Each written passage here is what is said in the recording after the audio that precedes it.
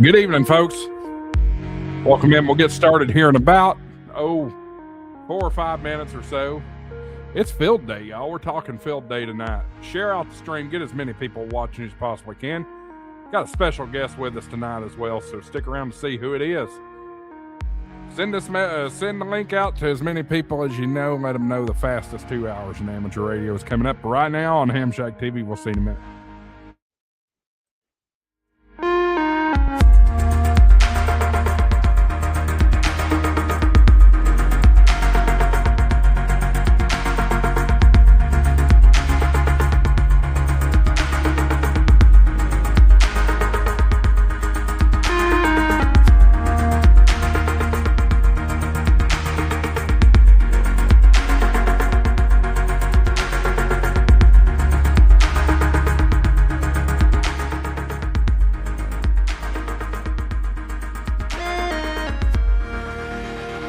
Go on ahead and get in the chat. Let me know who's all watching. Then share this thing out. Get as many people watching as we can. Shout out to KG6NLW working in the chat tonight. We'll see him in just a few minutes. Oh, well, we won't see him in a few minutes unless he wants to come on. I think he knows where to find the link if he'd like to come join us. We'll see y'all here in a few minutes. That is a no, Pepe. His is the best 2 hours. Mine is the fastest 2 hours. Or something like that. I don't know. Andy ain't here. We won't tell him.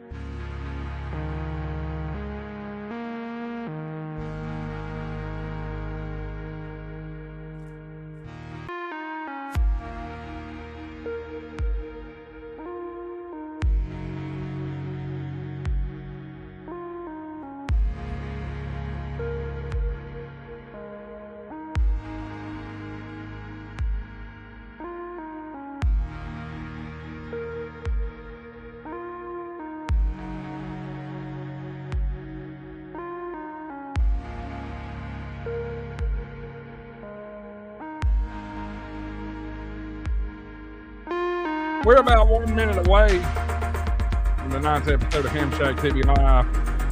You're part of my panel and you're not on my screen. You ain't busy. Y'all be in here. Content creators that are watching, if you know where to find the link, you're more than welcome to join. You're part of the Ham Radio 2.0 Tubers Discord. You'll know where to find it. Got something cool coming up for Field Day? Let us know. Be with you here in about 30 seconds or so.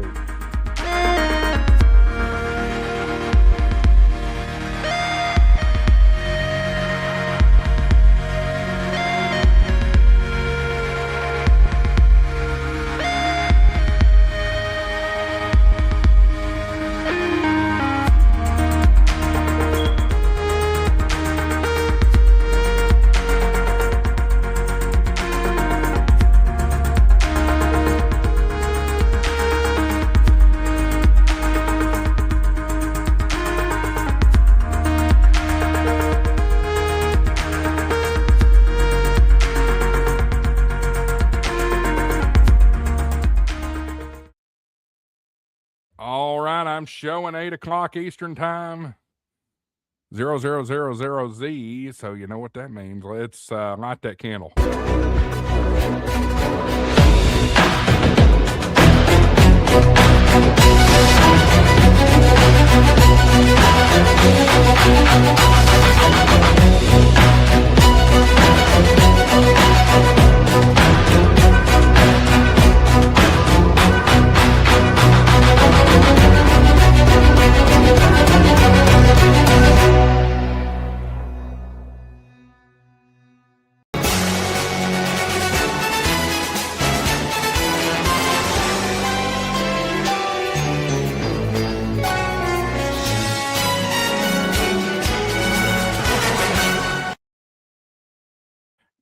I did it again. Dang it, I do that every week. Good evening, everybody. Welcome into HamShackTV Live. I'm your host, Josh, AA4WX. Hope you're having a great week and all that good stuff. Hey, we're knocking on the weekend, and it's the biggest weekend, arguably one of the biggest weekends in amateur radio. It's ARRL Field Day. That's what we're talking about this weekend, or tonight, actually. And speaking of Field Day, these guys right here have what you need for Field Day. Maybe you need some extra coax. Maybe you need a radio. I don't know what you may need, but I bet Gigaparts has it for you. Go check them out, gigaparts.com. Coupon code HamShackTV gets you double rewards points, but double rewards points isn't enough. How about 4 times rewards points? Use coupon code HamShackTV50. That gets you 50% off your first month of Rewards Plus and continuously supports HamShackTV as well. So check them out, gigaparts.com, or if you're in the Huntsville, Alabama area, go to 6123 University Avenue there in Huntsville. What a great store, great company. I love working with them. They've been great supporters. We appreciate their support of HamShackTV. All right, so I gotta get something straight here for a minute. Pepe a minute ago said in the chat, and I don't know where it is. Here it is. The fastest 2 hours in amateur, or fastest 2 hours, isn't that Andy's claim?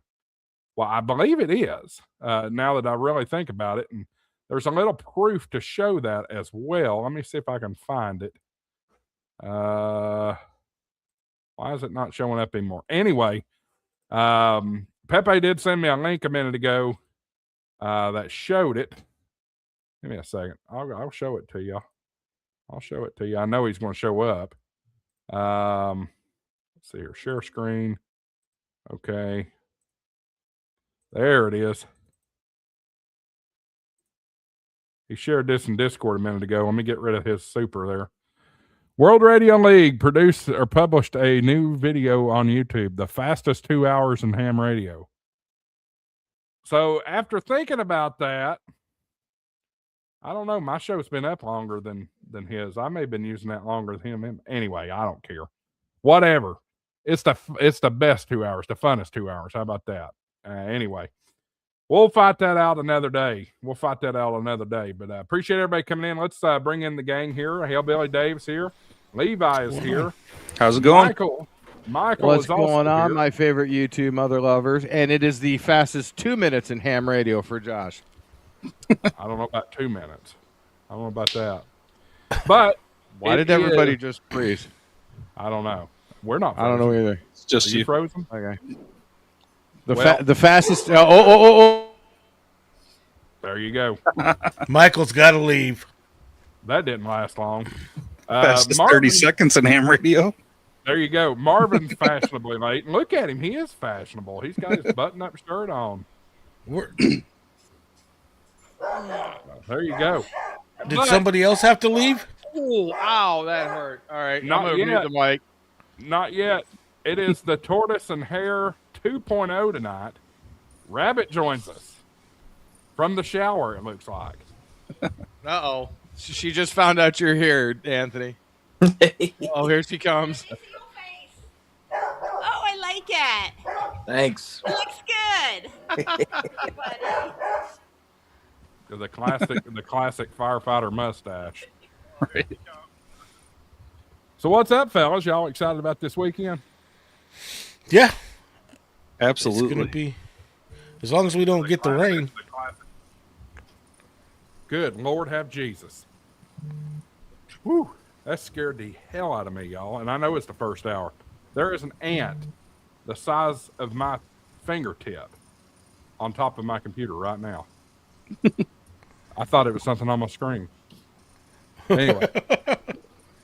Find something to swat this thing with.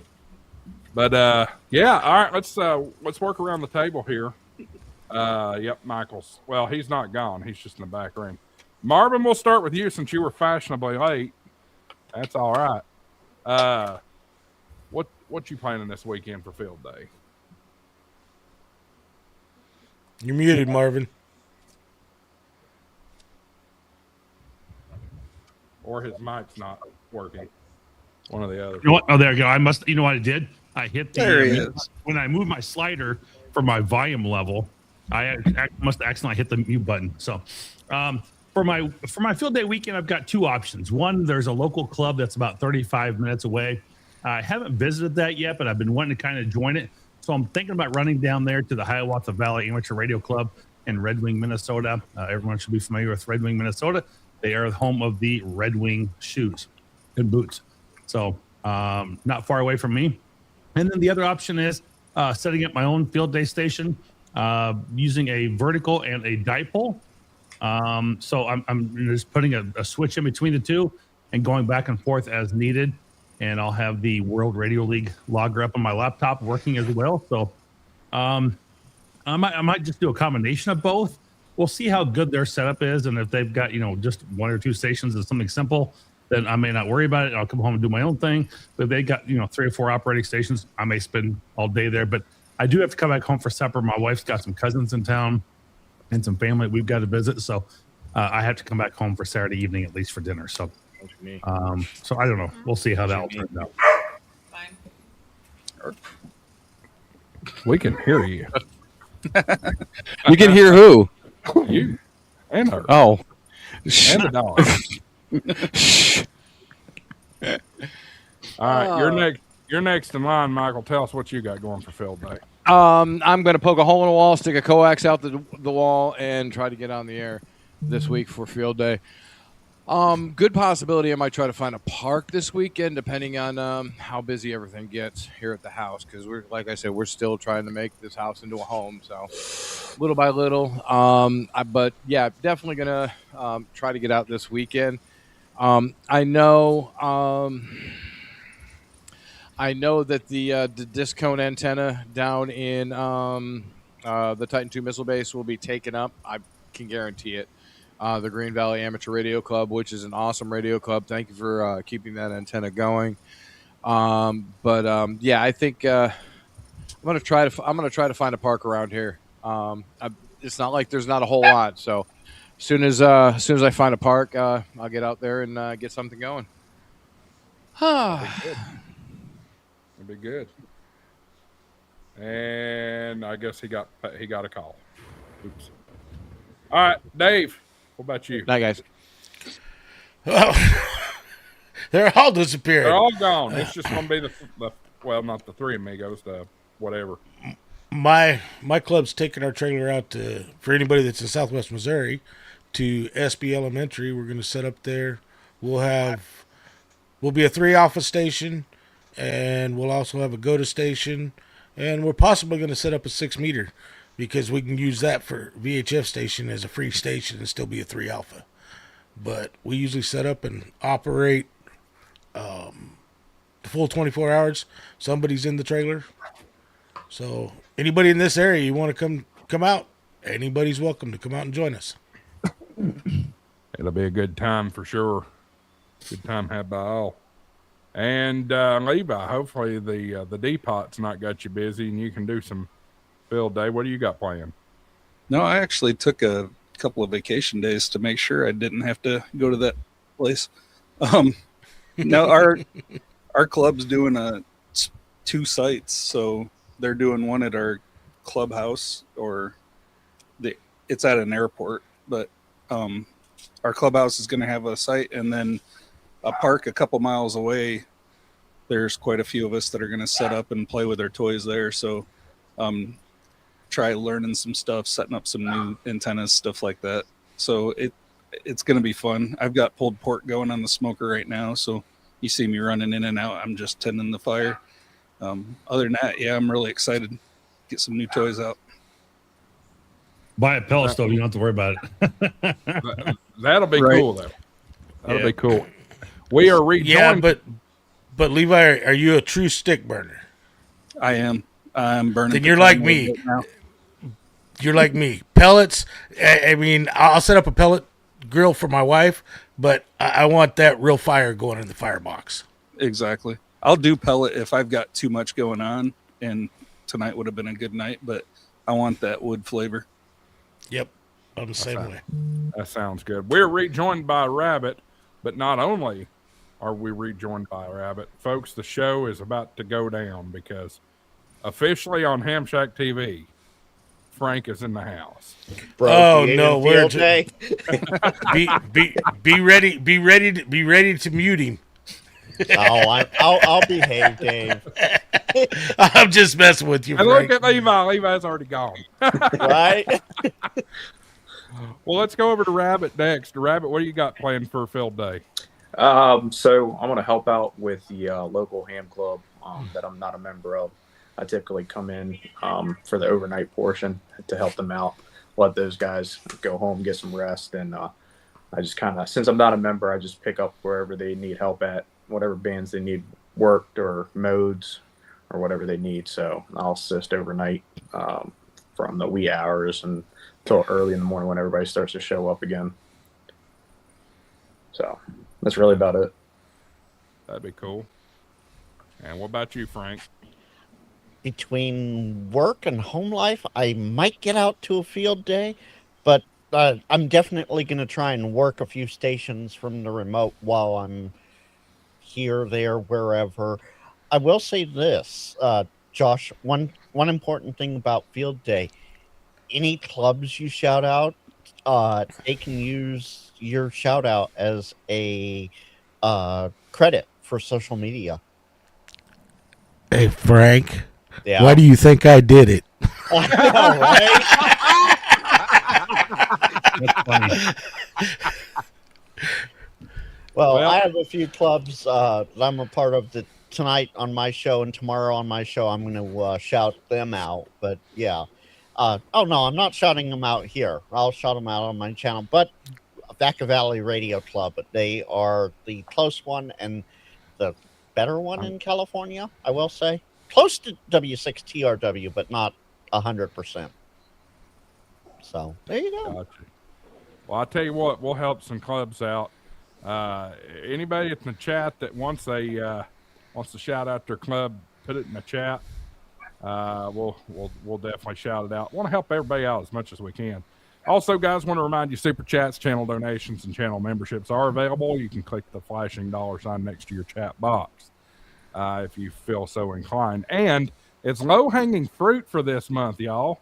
We've only had one $5 donation the whole month, so Wow. we can do better than that. I know we can. But I want to pull up this here. This for those of you watching, which I think the vast majority of you know what Field Day is. But I wanted to pull up the Field Day website. That way we could take a look at it and kind of go through it here. ARRL.org/field-day. And there's a lot of information here. A lot. They've got a Field Day locator available right there. I think it's number 2 on their slideshow here. And if you click on that, it will take you to a map and you can see where every field day is in the United States. So coming down locally for me, you can see a whole bunch there, or every field day that's registered. Let's put it that way. Some people don't register. It looks like Southeast Kentucky's got a real deficit of field day They activity. had, I want to say like 1280 earlier in the week. I don't know what they got now. Yeah.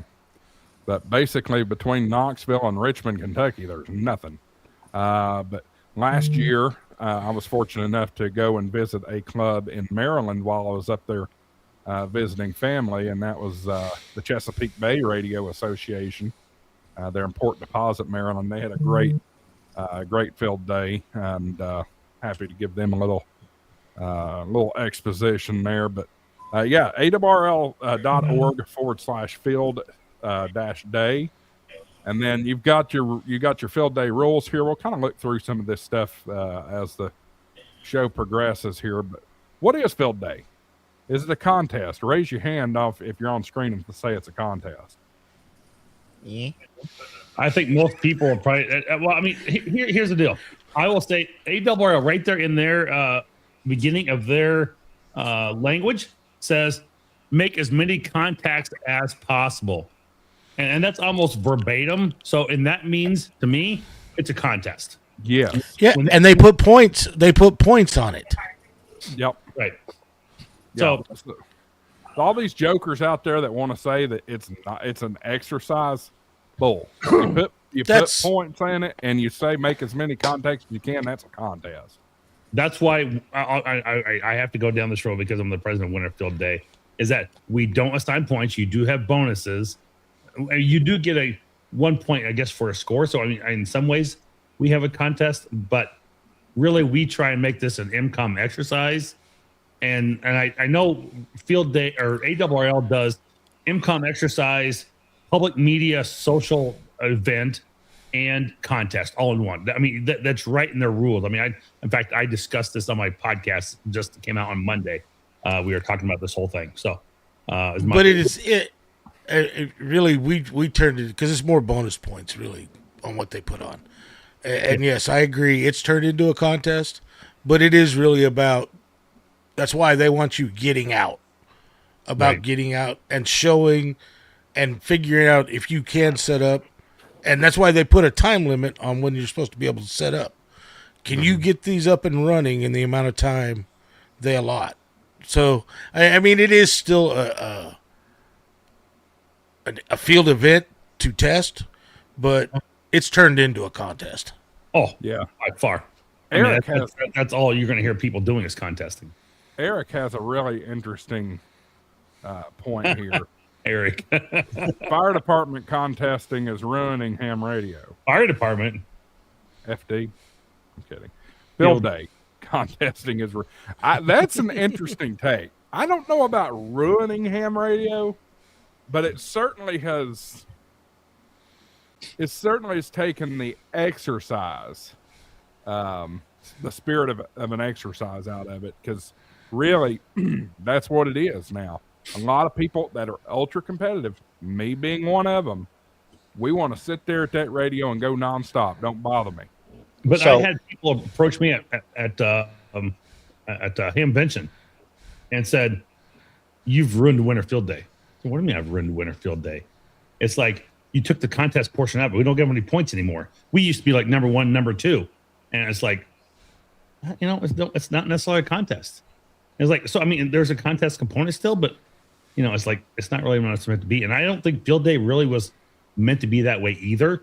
It's turned into that. Well, whenever you offer plaques and certificates, that's kind of what you get. Right. I mean, if there's a prize involved, that is what it is. I also look at it this way. Can you use all the bands? No? Then it's a contest, because contests generally only use the harmonically available bands. So 12, 17, 30 aren't included. If they aren't included, it's a contest. 60's excluded too, isn't it? Yeah, I think so. Hey, Eric, I have to agree with that. And that's kind of what we do at my club. That's why we set up at the elementary school on the 2 intersections we set up to make it a community outreach and to show people what ham radio is capable of. And we still, I mean, we got the GOTA station for people wanting to find out. But then, of course, inside in our trailer, all 3 stations are usually going full bore almost the whole 24 hours. I want to read that for folks for accessibility concerns there. N1GUR says ARRL Field Day should really make the outreach and community a priority versus it being about contacts and exercise for radio. POTA has replaced the 1-a-year event as a practice MCOM. It's a very good point. That's a very, very good point. It is. Yeah, but they kind of have a day that they push everybody to get out in the community on National Amateur Radio Day. Yeah, They push amateurs to get out in the community then. But I think on Field Day, especially when they see multiple antennas set up, it draws people in. National Amateur Radio Day, you're not necessarily going to go out and set up like we do for Field Day. Right. right. I want to catch up on some of these local club shout-outs. And guys, help me if I miss any of them here. First one, I'm seeing Levi with the WD8 KAF Branch County ARC. There was one right before that one. Yeah, KY4TRK. That's James down in Tulare County Amateur Radio Club. I don't see it. It's at 13 past. It didn't make mine. Oh yeah, it did. There it is. The shout out. I was gonna say it was before mine. Yeah. There you go. Let's see here. Dave with Nixa Amateur Radio Club Field Day. There's the address for it. D. Fred, K4OZI, Lake Cumberland Amateur Radio Association in Somerset, Kentucky. Let's see here. JP in Loveland. Shout out to the Tri-State Armature Radio Group, TSARG, W5AOK. I know that's supposed to be amateur. I'm just giving you a hard time. In Northwest Oklahoma. Chris, shout out to the Sheboygan County Amateur Radio Club. That is a fun word to say, Sheboygan. Let's see here. Anybody else that I'm missing? Get your media points right here. KF8 KG8 also shouted out Branch County Amateur Radio Club. Anyone else? Looks like one last one towards the bottom there. Ben Williams, W4 Charlie Alpha. I believe it's supposed to be Roanoke Valley Amateur Radio Club. Yeah. There's another one right below him. Yep. Bob Kenny. Bob Kenny won a prize on this channel not too long ago. I remember that. I remember shipping that to him. I can't even try that. Rappahannock Valley Radio or Amateur Radio Club. K4TS. Now KA2 AUB's World North Country Amateur Radio Club. That's a good one. Eric says, I give a shout out to the Granite State Amateur Radio Club, New Hampshire. We'll have a public table to demonstrate CW ham radio and fox hunting. That's what this is all about right there. Having that public demonstration. People are still fascinated. You'd be surprised how many people are still fascinated with CW. And the fox hunting is just a wild thing altogether. JC says to you, oh, I like that. It took me a minute to put that together.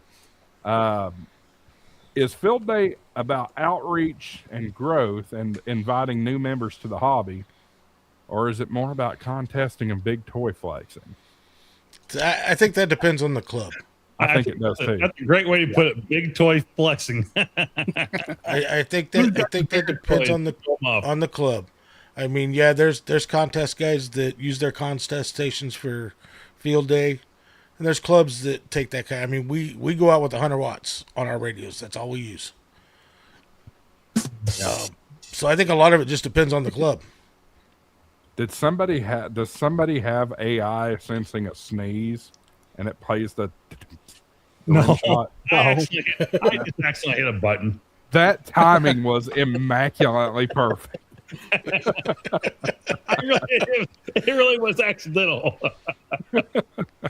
Oh, I was trying to move a screen. I clicked on a button instead of at the same place. It was like crap.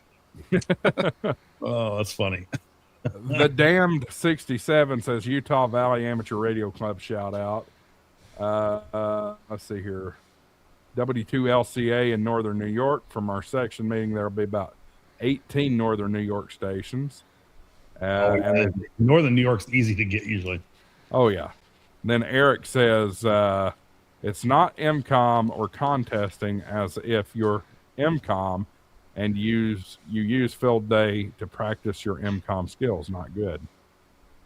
So as far as JC's question goes, is it about outreach and growth? It's half and half for a lot of the clubs that I participate with. For me personally, when I'm out in the field doing Field Day, it's more about the outreach and, oh, hey, what's that guy doing over there with those other guys? I try and bring them in and talk to people. That's why this year VVR's having ours at the Solano County Fairgrounds. And we're right along the main drag of, the fairgrounds are in Vallejo, California. So, Vallejo as it is. But we're right along the main drag of the fairgrounds. So everybody going to and from Sacramento, they're going to have to see us as they pass by, and it might pique some interest. So it's a mix of both, but these days it seems like it is more about contesting and big toy flexing. That's why I said it depends on the club. That's why we set up where we do, because at the elementary school we set up, it's on the corner of the main drag and a side street off of the main drag in Nixa. So there's all kinds of traffic going up and down that road. Right. But there are clubs that they go out in the middle of nowhere and don't invite anybody, don't really go after all these extra bonus points that have to do with community involvement. And all they're out there to do is try to get the award for their whatever stations they're operating as for contacts. I won't mention what club, but there's a couple clubs in California, one of which I'm like, about that do that. I'm like, where's the outreach? Really, to answer your question, it all depends on the club and the people doing the field day event. I can tell for me, last year I was a technician and fairly new still. I got my license the end of April last year, and field day I got to go and operate under the club call with an extra overwatching me, and I had an absolute blast, and it motivated me and pushed me to get my general. I am going out this year setting up with the intention of being there just in case there's somebody that wants to play or to learn or, be introduced to it, or if there's a technician that wants to play on HF, and I just want to be there and try to provide that station if there is. And the one site that I'm setting up at is in our county park, and it's got a beach and everything, and we'll be in a pavilion at the top of the hill above the beach, so it'll be pretty cool. It'll be a really visible site. So yeah, I mean that's why we do have our GOTA station. Yep. And last year, and it was even better last year because 90% of the time it was kids. Right. But there's been multiples of the kids that spent most of the day operating from our GOTA station that are now working to get their license. Yep. And I'm hoping, being by the beach there and everything, it's going to be a nice hot day up here. So I'm hoping there's a lot of kids out there, and they're, even if there's just one or two that show an interest, it'll be worth it for me. But yeah, that's the thing. I wanted to be out somewhere visible and play with our toys instead of, using the permanently installed club station and all that. As fun as it was last year, I want to be out in the public, in the park, hopefully seen by people, and hopefully draw some interest. And that's one of the things that actually helps draw people to come in and see what we're doing is we've got a trailer tower. Oh, so yeah. we've got a trailer tower that we stand up and put a beam on. Nice. So that draws attention from the main road. Plus, then we've got verticals scattered all over. So I don't quite have that, but I've got I just got a Beaver engineering tripod that when it's fully set up and stretched out, the top of it's at 12 feet. So on top of that, I'm going to set up the res antenna delta loop. So it should be pretty visible, at least, especially up on top of the hill above the beach.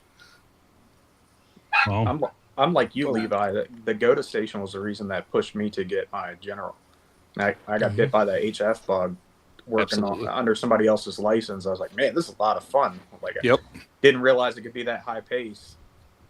Yeah, I was there, and that is absolutely the number one thing that anybody should do at any public facing field day is a GOTA station. Absolutely. yeah. yeah, it was my first 3 HF contacts last year during field day. I hit a female in Puerto Rico, and then all of a sudden we hit France, and then out of nowhere was that little island, New Zealand, and I was just like blown away that I was talking to New Zealand. I knew it was possible and everything, but it just blew my mind, and I was instantly hooked.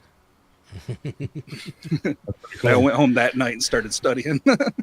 I want to throw this one up. N1JUR Eric says, curious, how do you guys run your stations? You have station captains or band captains? We'll start with Marvin. We had kind of, I mean, I've seen this a couple of different ways. When I ran it, we pretty much had like one captain that was kind of in charge of all field day. A club out of Massachusetts also ran it as one person that was kind of in charge of all of field day. I like to have station captains that are kind of in charge of each station, whether you bring it yourself or somebody else, have some shared equipment or whatever. But I think it's good to have somebody else in control of it, and being able to do it. But the problem I found is that you'll have, let's say you set up, 3 people want to bring their stations, and what you find is that those 3 stations are not being operated full time, and because I just can't find enough operators to keep them running all the time. So you may be 3, Alpha, whatever, 3 Bravo, whatever it might be, but trying to keep them running full time has been really challenging. But I did assign each station was like 10, 20, and 40. And then it's like you may also have an opportunity to run 15. Let's say, 15 and, 12 or something. Those are work bands, but understand what I mean. They would also be able to, like, it maybe as the one station was 40, may move to 80 later in the evening, depending on, how 40 was and how 80 picked up. So, those type of things. They did change from time throughout the day. Okay, I'll go next. Ours being all 3 stations are in the trailer. We really have we have one of the officers kind of watching the trailer. We really don't have a so-called captain in there, but we are watching what's going on. Then the GOTA station, we usually have a captain on the GOTA station. We usually got 2 people helping on the GOTA station. But being that we kind of tell people, because of all the antennas and radios we set up, we've got plenty of radios for people to operate. So we don't really want people bringing out a bunch of their own radios to operate with. That way we don't start getting interference and everything. So that's kind of how we do it.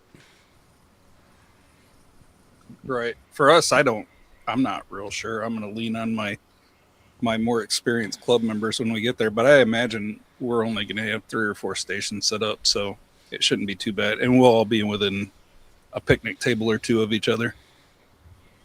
My I'm going to keep using VVR because that's, the club for me, really. We mix it up each year. Some years it's, the whole camp, there's not just, it's not a band captain, but it's the whole station, the whole setup, just one captain for the whole thing. Another year we'll do band guys instead and make it interesting, switch it up, see what works and what doesn't year to year, because every year there's different people. So it's never the same outcome. So we switch it up and we have fun with it. But I can't really speak for the local club. I'm not affiliated with any clubs. So what they do, my understanding is I think they have 4 stations set up with one dedicated CW station, and not quite sure for the organization behind everything. Yeah.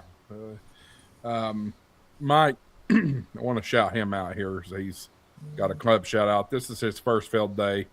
My club, RARA, which is Rockford Armature Radio Association. I've got to do it, guys, when I see that. Welcomes the public. We even get on the local news to promote it. All right, so you didn't need to shout out. Keep in mind, guys, if I am shouting out your club, you can go back to your club and whoever's doing your scoring, let them know that we shouted out the club on HamShackTV Live, and it should count you as a media exposure. In past field days that I've participated in, we've had station managers. We typically are 4 Alpha or 5 Alpha. Now, when I say 4 Alpha or 5 Alpha, that's one thing I wanted to touch on. What does that mean? So I think this is a great time to kind of go through what the rules packet and kind of see how this is all structured. So field day is 27th through 28th. Begins at 1800 UTC. Who's got that conversion off the top of their head? Like 2 p.m. Eastern. There you go. Good job. And runs through 2059 UTC Sunday. And that's 1 p.m. to 1 p.m. the real time. 2 p.m. to 2 p.m. the real time. No, 1 p.m. to 1 p.m. the real time. UTC. Anyway. Let's just throw all y'all off. 11 a.m. the real time. That is not correct. Well, that's not entirely correct either, because they're showing this as a 20 Class A and B setup do not begin setting up until 1800 UTC on Saturday, and may operate the entire 27-hour field day period. Stations who begin setting their station up before 1800 UTC may only work 24 hours. Yep. Commencing when the on-air operations begin. No Class A or B stations may begin setup earlier than 0Z on Friday, which is Thursday afternoon or evening local time, preceding the field day period. Cumulative setup time shall not exceed a total of 24 hours. So let's talk about the categories. Class A is a club or non-club portable. So that would be, you're going out into the field, you may be going to a park, you may be going to a pavilion, a church property, school, something like that. You would be an A. You would be an A station. All equipment and antennas must lie within a circle whose diameter does not exceed 300 meters, because we're in England, so we're talking about meters. No, 1,000 feet. How about that? To be listed as Class A, all contacts. Somebody let Andy in there. All contacts must be made with transmitter and receiver operating independent of commercial power mains. So they really want you to be on a generator or battery or some sort of thing other than commercial. They want if the GOTA station as a thing, you don't have to count your GOTA station as one of the transmitters. So that's good there, and also you have a free VHF station as well. Yep.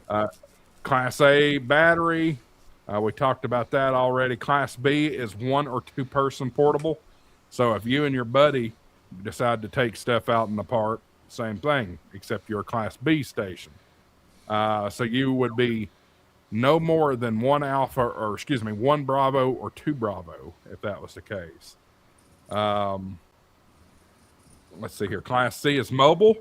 Who's going to work field day mobile the whole time? There are actually some guys that do it. That'd be hard for me. I can drive up and down my street all day, I guess. I guess. Hey, but Andy, Yeah. you gonna just do it on VHF, or you gonna finally put an HF rig in your car? We'll see. What I can do is I can set up like a crossband repeat system at the house, so I can run radio out of my mobile station and crossband repeat through the house. No, I'm kidding. I do want to put an HF station. I had an HF station in my old Equinox, but when I traded it for the Acadia, I didn't get an HF station set up in there yet. I want to really bad. I just haven't had the time, nor we had time basically to do it. Yeah. Class Delta is a home station. That's what W4I will be operating on. Will be one Delta. You'll hear a lot of 1 Deltas. Your 1, 2, 3, and 4 Alpha and 5 Alpha, you'll hear a lot of those, but you'll also hear a lot of 1 Deltas. Class E is a home station on emergency power, so you cannot use commercial power if you're going to Echo. Class Frank. Hey, we've got a Frank in the house tonight. Right? Yeah, who let this guy in here? This is Let's go back to class. I'm looking around. And I'm seeing Josh on a TV set. Marvin looks like he's like the only one in a ham shack. Dave's sitting out in his woods. I guess Levi's in a ham shack. Frank's out at the train station. Rabbit's in like a truck stop bathroom.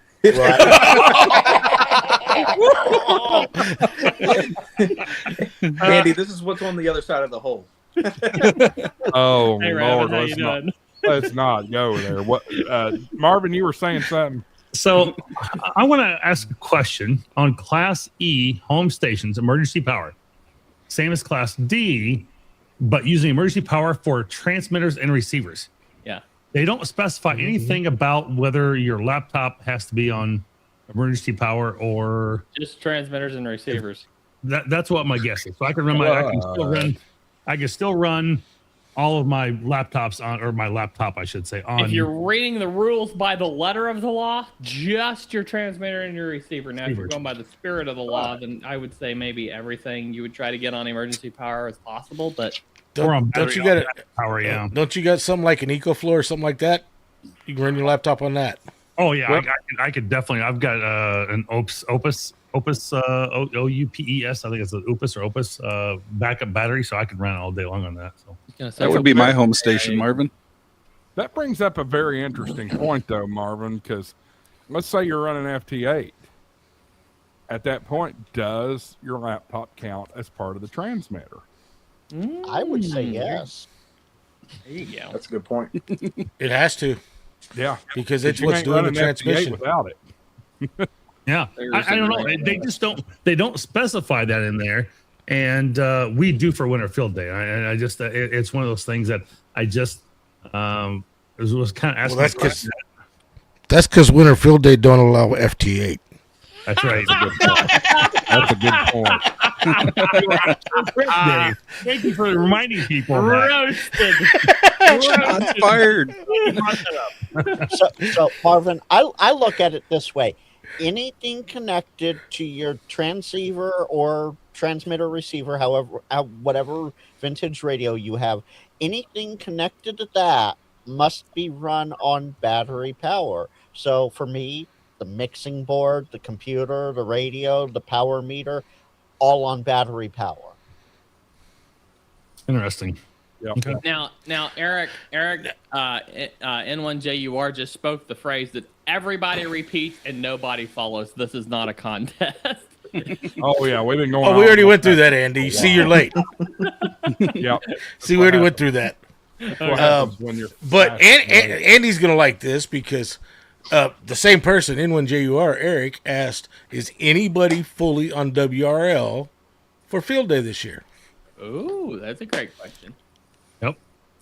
Well, that begs the question. I'm glad you're here, Andy, but let me come to that here in a minute. Let me finish off with these classifications and stuff. Yep, Class Frank is Emergency Operations Center. That goes without saying. If you're at the EOC or the 911 center. One second, Josh. Thanks a lot, Chris. Okay, Josh, proceed. Yep. So if you're in a 911 center, EOC, something to that extent, I think I've read sometimes Salvation Army and things like that also count for EOCs. You'll be a Class Frank or Foxtrot, whichever way you want to say it. So your exchange, we kind of talked about this a little bit already. Your exchange, your first is the number of transmitters you've got. So in my case, since I've only got one transmitter, I'm going to be one Delta. One for one transmitter, D Delta for me working from home on commercial power. Now, for instance, like some us, go ahead. We'll be a 3 alpha at my station because we're operating as a 3A. There you go. Break that down though. What does the 3A mean? We're not operating on commercial power. We're operating out of our trailer on generators, and we're actually running 3 HF stations in the trailer.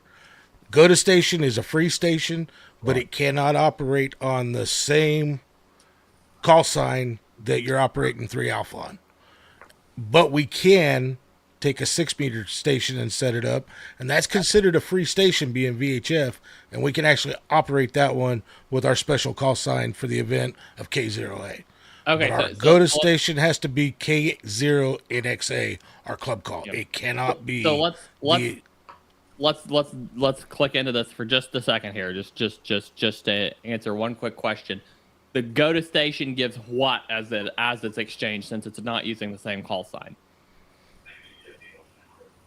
We've always given the same exchange. That's what I think the rules say. Yes. Okay. All right. Okay. But you cannot use because they do give, if a person makes so many contacts on the GOTA station, you get points for bonus points for that. Mm-hmm. But it has to be somebody that is not a licensed ham making those contacts on the station. Okay. Yeah. You get like insane amounts of bonus points. I mean, if the more GOTA contacts you make, it's that many contacts. You get your bonus points for each 10 contacts that a person a person makes. Yep. Yeah, this year they've got every GOTA contact, I believe, is worth 5 points. So that's And yes, Bob, it is the same exchange, but it's not the same call sign. You cannot use your special event call sign with your GOTA station. yeah, that makes sense. So same exchange, different call sign. Right. So I want to go back and go ahead, Josh. Finish what you're doing first. I'll come back. I was just saying. So that ought to help you understand what your classification is. Now your section's a little tricky. Like you can't just say I'm 1 Delta New York. Well, there's several New Yorks, so you need to know what your section is. It's all based on what your geographic area is. Thankfully, Missouri is just Mike Oscar. Yeah, it is. We're lucky. We're lucky in Missouri, Andy.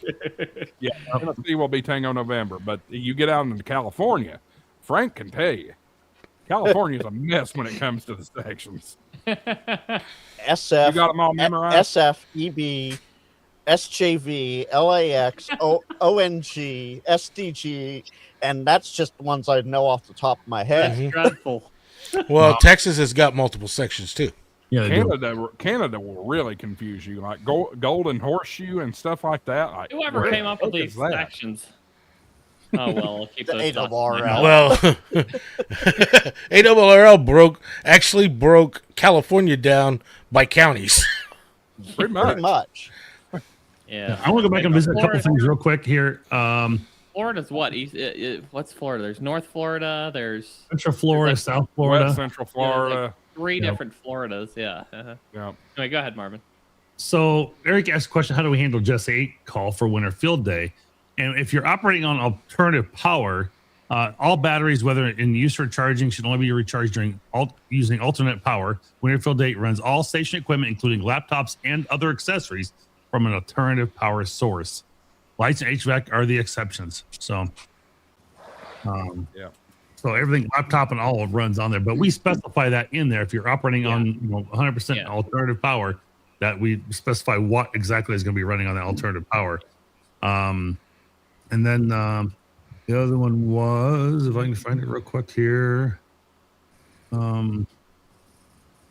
Yeah, so if we're taking Marvin's spur of the rules, if I'm an Airbnb, am I a 1B or not a 1D? So I was going to answer that question as well. Well, 1B is running on battery, and 1D and D is like your home station. But if you're in an Airbnb, you're not at home. I guess you still have to consider a residence. If you're running off commercial power, it'd still be just like you're running from home. Yeah, Yeah. that's what I'm thinking too. So. And for those curious, I just dropped a link in chat to the ARRL official section list. Whoa. We got some business to take care of here. And somebody else clicked it. Oh, sorry. Let's play it. We ain't played that clip in a while. Play it, clip. Money isn't everything. It's the only thing. And everyone has a price for the $1 Million Man. All right, let's. Levi with 5. Amen. 5. Count them 5. $5 foot long. Gifted channel memberships. Does anybody got that pulled up?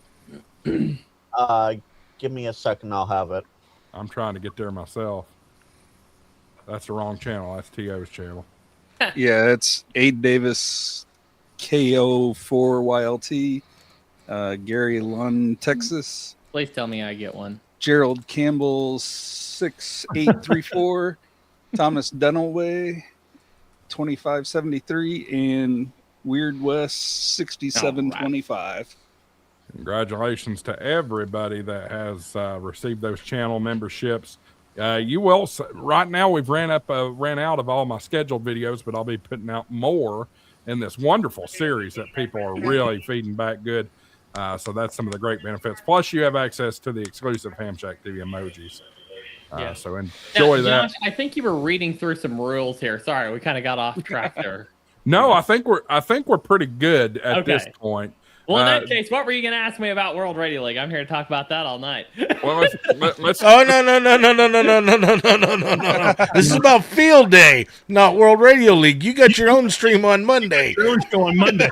I definitely want to hit on all the options. We here at HamShackTV do certainly prefer World Radio League. Use coupon code HamShackTV. KE6GAE. Anyway, I had to be a smart aleck, Josh. They ARRL wants you to submit in Cabrillo. That is typical with any contest. They want you to submit a Cabrillo log. Let's talk first about World Radio League. One of the frustrations that I'm hearing from viewers and myself, for that matter, like on the digital contest, is the scoring wasn't right. Has that been resolved? Scoring is going to be dead on this year. We've got scoring set up for World Radio for Field Day this year, just like we did for Winter Field Day. And set up for Winter Field Day, and we've got a really good scoring system. Excellent. I know that I had some issues with scoring on the international digital contest. Yeah, we don't support scoring on every contest yet. We're headed that direction. We don't just yet, but for Field Day and for Winter Field Day, we most definitely support it for those two. Yep. So, Andy, if you want to share, or I can share at one, let's show people how to sign up for the logs there. Yeah, well, let's go ahead and take care of your business first. I see you got a little bit more there to take care of. Yeah. Oh yeah, I do. $1.62 worth. Oh, that's right. Eric, that's true. It threw me off because it's blue. I thought somebody had highlighted it as a question. I didn't realize it was something. Take care of that play. Money isn't everything. It's the only thing. And everyone has a price for the $1 Million Man. All right, let's. Frank with the Everybody $1.62. You couldn't have threw in the extra 5 cents so we could do a 6-7. You know, that's the funny thing about Josh. That's the last of my YouTube budget for the month. So you got the last of it. I'm wondering. Feel honored, Josh. I'm wondering, can I submit somebody Whoa, we got more business to take care of. Not another clip. Private $2.90 with the 20. You know what we gotta do. Play Money isn't everything. It's the only thing. And everyone has a price for the $1 Million Man. All right. Somebody gift exactly $7.67 if you want Josh to find a new clip. I'm all about it. Whatever. Great channel. I really enjoy all the guests.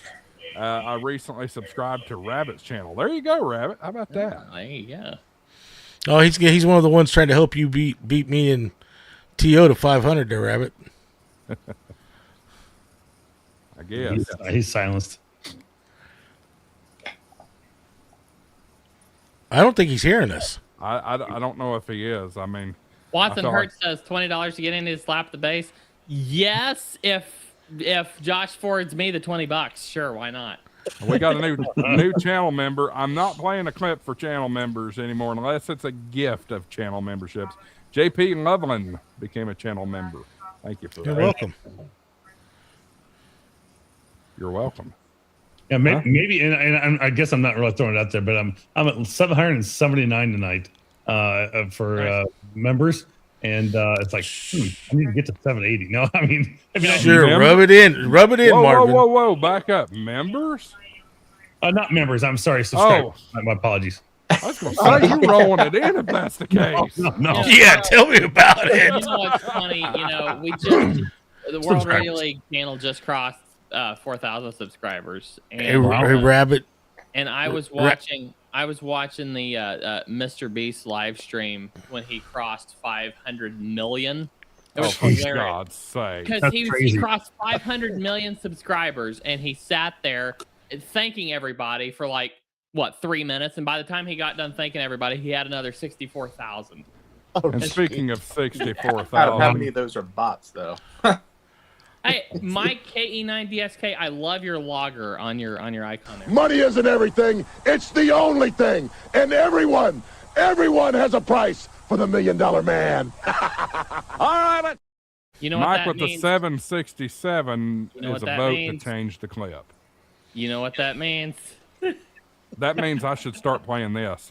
Nico, for the first time in his collegiate playing. I won't run Dave off yet. We're in the first hour, so I'm going to keep it clean. So I'll bring it back around to Field Day real quick. Thank you, Frank. Thank you. Yeah, thank you, Frank. Eric mentioned this, and this is a good point. Because of the 7.2 and 7.5 in Venezuela yesterday, a friendly reminder, they made 7135 the emergency traffic frequency down there. So try to keep that clear and, give or take, let's say 5 kc of that during field day.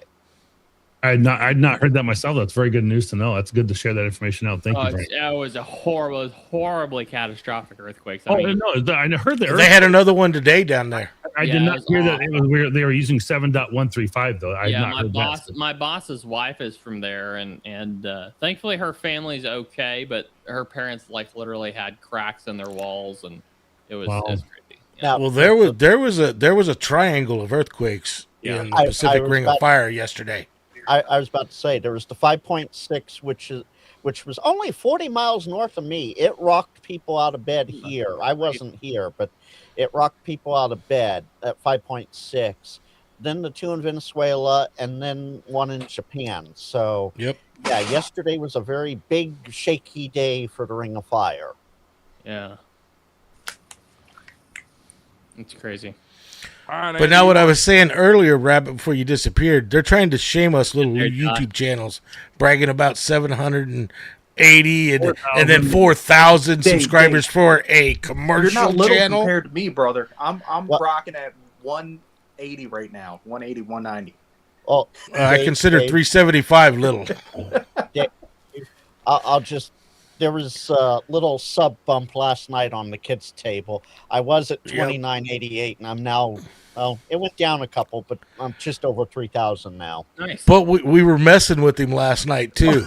We'd go in and subscribe and then unsubscribe. He was watching his numbers drop below the number he was when it started. What's hilarious?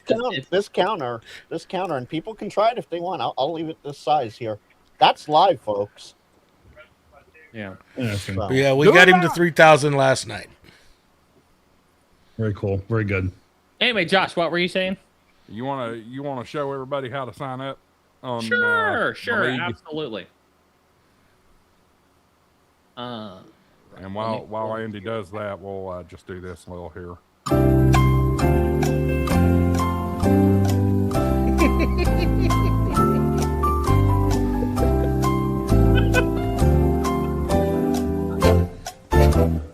Are you implying that I'm taking a long time? I'm going to get demonetized. I better not play it too long. I was going to say, you play that too long and you're going to get hit. I was going to say more than about 6 seconds of that, and I got hit with it. So, as Eric says, hey, Michael's not here. You can't blame him for it now, Josh. No, I can blame that guy. The smoke alarm has returned. All right. just as long as it doesn't get louder, because I have PTSD with smoke alarms. All right. Go ahead and get this set up here. All right. So yeah. So what you're gonna want to do is you want to go to the contest page, go to upcoming contests. After it starts, it'll be in live contest. We'll go to upcoming contests. You'll have a join for free button. Just click that button and you're enrolled. It's just as easy as that. We are up to 1,256 enrollees, and we always have a extra blast right at the last few hours. That's nowhere near enough. Really excited that we're. That's funny. That's almost as many. It's already blowing last year out of the water, but we've definitely grown a lot since last year. That's funny. That number is close to the number of registered field day stations. Wow. So you're only 30 off. Oh, that's funny. That's really funny. So got all those enrolled here. If you go to your logbook, of course, this is the web. You'll definitely, if you're a club, you'll definitely want to get everybody signed into the desktop app. That's going to be the best experience for y'all. We can see a map here of all the enrollees all around the world. Beautiful. Wow, that's amazing. It's really cool. Statistics page. Check that out after the event begins. That's going to look really cool. Same with the leaderboard. It's going to be beautiful. We have all the rules listed here, or many of the rules anyway. And then you can go to the logbook here, the basic rules. You can go to the logbook here, and you can change your logging template. Of course, you'll have you be sure and set your exchange, before you start logging, so you'll have that information in there. And then we've got these really cool scoring breakdowns, which will show if you're a club, you can check per operator scoring breakdown, or like each operator's performance throughout, which is really cool. So we have like a couple of different videos on YouTube. Be sure and go check those out. It walks through the entire process, but it's really, really awesome. And please, if you have any questions, I'm here tonight to answer questions. If you want any answers, so throw them at me. Andy, I actually have a suggestion for you. Yes, go for it, Frank. Instead of having to manually enter, say 1 Delta SF, which is me, have it pull just the section part based on the grid square. Yeah, we've definitely considered that, but there's some. I've definitely seen in contests people will go to other places to operate. A lot of times, I've also seen. I've also heard that in some events it's not necessarily you have to enter the section by hearing it. People are like real sticklers, which is probably not that big a deal. But it's definitely something to consider, and we probably won't have that in there this year, but definitely it's something we can consider for entering it by winter field day or by next year. So because there's like some of us, like I'm usually emergency power at home when I do like winter field day or field day. So all I have to do is enter the 1E and I'm good, as long as it pulls SF, because that's. And a lot of people generally don't go outside their sections for field day or winter field day, it seems. So. We do have a lot of data that we can work with. It's just that we haven't, we definitely want to align with the rules. But in this case, I honestly think that a lot of spotting rules that have happened for different contests over the years have started to ease up lately. So I think things like that will get easier to implement. And so, by next year, you could definitely see something like that. Like I said, we've got a lot of data to work with. We can even read the class that somebody else has entered earlier in the contest for that station and input that automatically as well. So, definitely things to think about. Okay. Now, so Rob, KB6JFL did bring up a good point to what I just offered there. Part of one of the grids he's in is in a different section. So, I can see that being troublesome at times. Yeah, absolutely. Because if it's pulling the wrong data, then, you've got to, it makes it a little bit hard to handle it sometimes. Whereas if you have no data, then you have to get it from the other operator. And so, if that makes sense. But just an idea. I definitely see the value. It's just we're kind of weighing both sides of some of these things, and this year we went this direction, but in the future I can definitely see going ahead and as we continue to get more and more accurate data, then I can definitely see something like that. Because the ARRL sections really don't change. Well, they haven't changed in the last 20 years because I've been to ham. So. Oh yeah, absolutely. Yeah, for sure.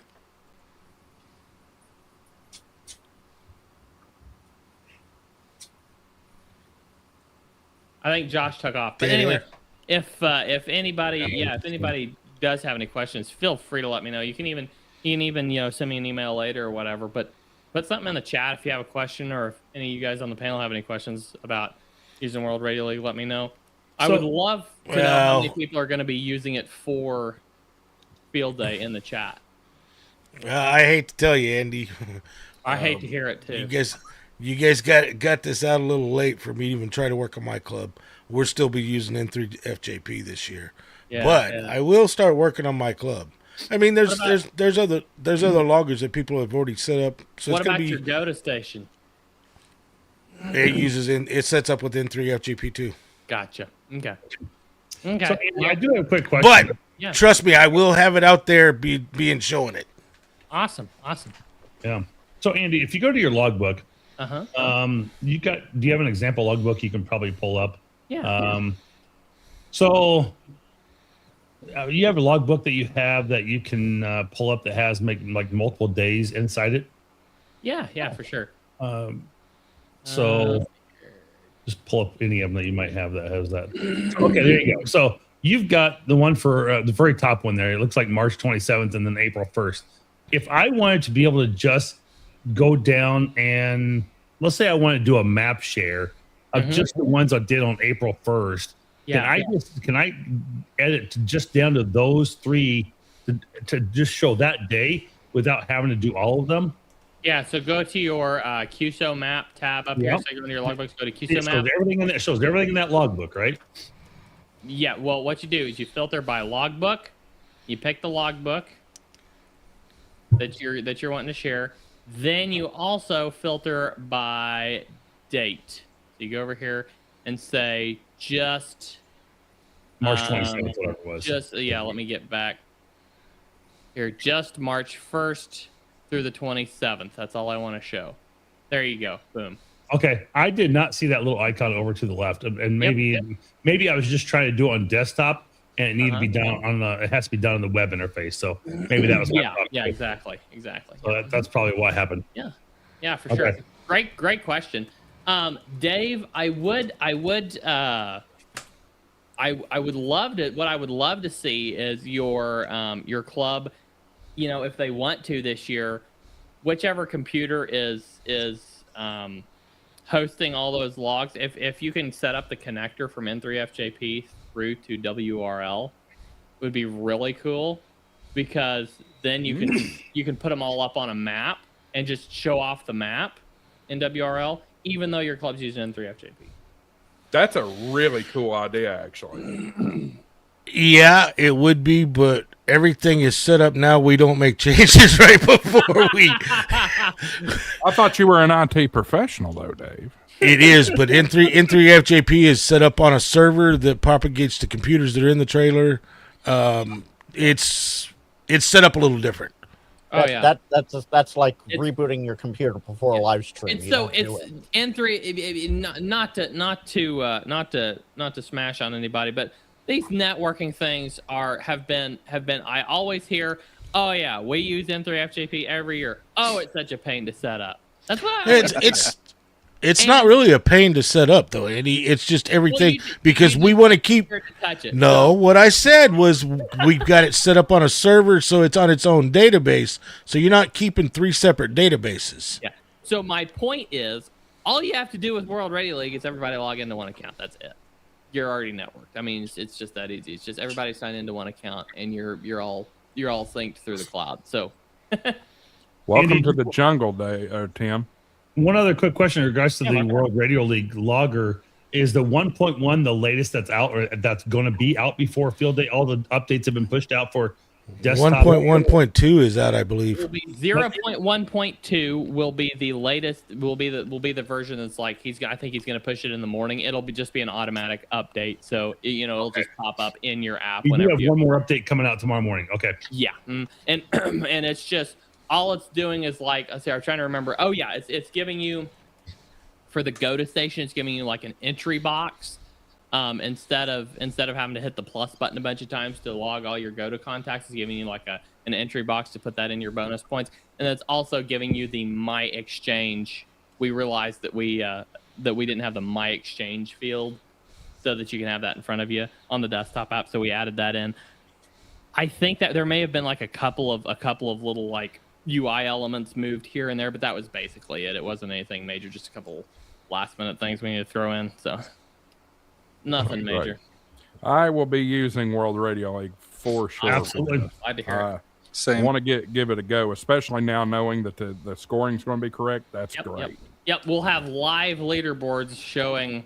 Of course, we put on there. This isn't this of course isn't the final score, but we usually have a participation award, and we usually have like a top finisher award or something. So, we'll probably send out a top finisher award for whoever finishes at the top spot in the World Radio League leaderboard. So, do you have participation trophies? Yes, we do. How did I know Tim was going to bring that up? We do have a participation trophy. Absolutely. That's what matters. You can just go ahead and you want to talk about making an entrance. Yep. And N1JUR reminds us that Field Day is not a contest, and that reminds me to remind you to go to k@mrdswrong.com. So Field Day is not a contest, yet they have a five-page rule book or however many pages, probably a lot more pages than that rule book, and Come on, guys. everybody's trying to get top score. So, but it's not a contest. It's an But activity. it's not a contest.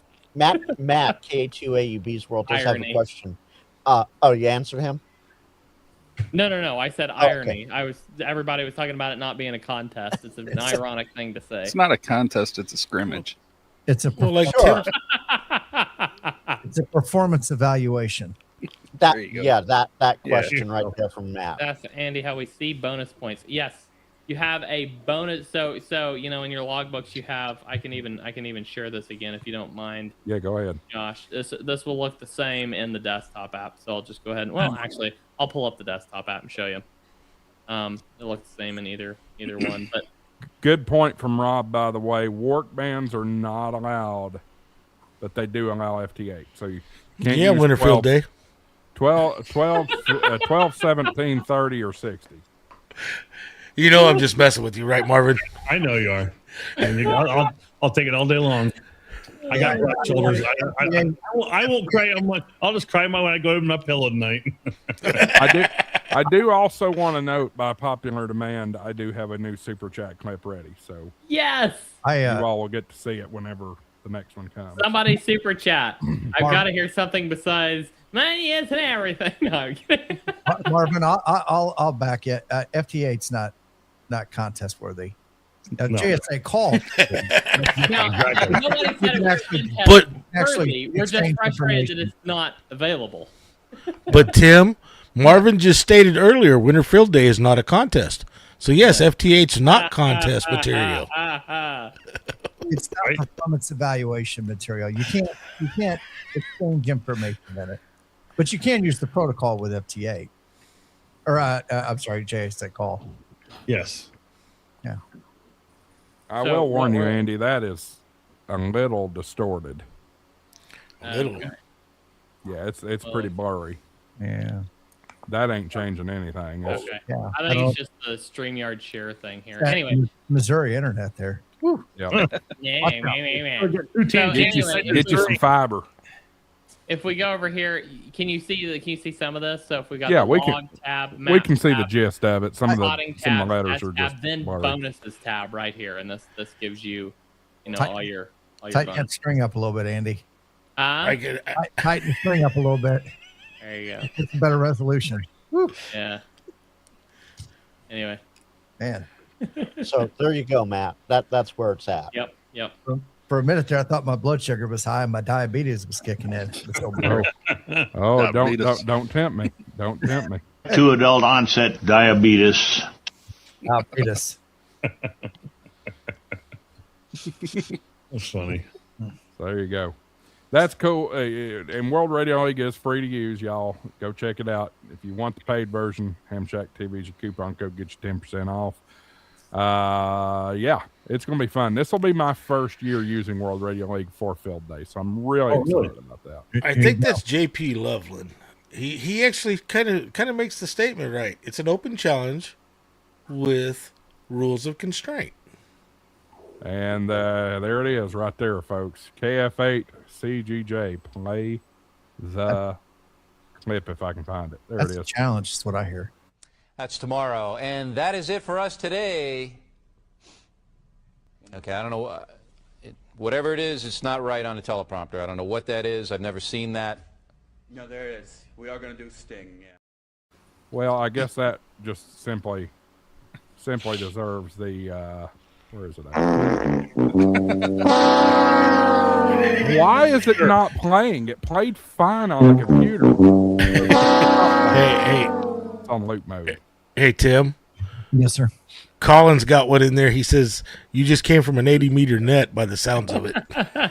Yeah. Oh, I think I know what the problem is. It's my mistake. I'll have it fixed. I downloaded the wrong one. There we go. It'll be fixed in a minute. Next thing you know, we're going to hear a fire alarm. Oh. I'll spare Frank. I'll spare Thank you. Frank. Now, Tim might not spare you. Right, yeah, I know. All right, now this looks like this is in here now. Let's try this again. That's tomorrow, and that is it for us today. And we will leave you with a. I can't do it. We'll do it live. Okay. It's not like that clip. I guess you're stuck with Money isn't everything. It's the only thing. And everyone has a price for the $1 million man. All right, let's. I have no idea why it does not like that new clip. I'd ask for your money back. Yeah, maybe it's saving you from getting demonetized. Maybe. Maybe. Anyway, go look up Bill O'Reilly freak out. You'll see what the clip is. Why is that on the screen? You put it up there. I did not put it up there. You did too. It's got to be Andy. Did you give Andy admin controls? He's had it. That's where it came from. You couldn't figure that out? I mean, Andy did say hot take. CW is the only contest-worthy mode. Bad take. See, Andy's gatekeeping now. Oh, wait a minute. Wait a minute. I think we have Bad Take Andy 2.0.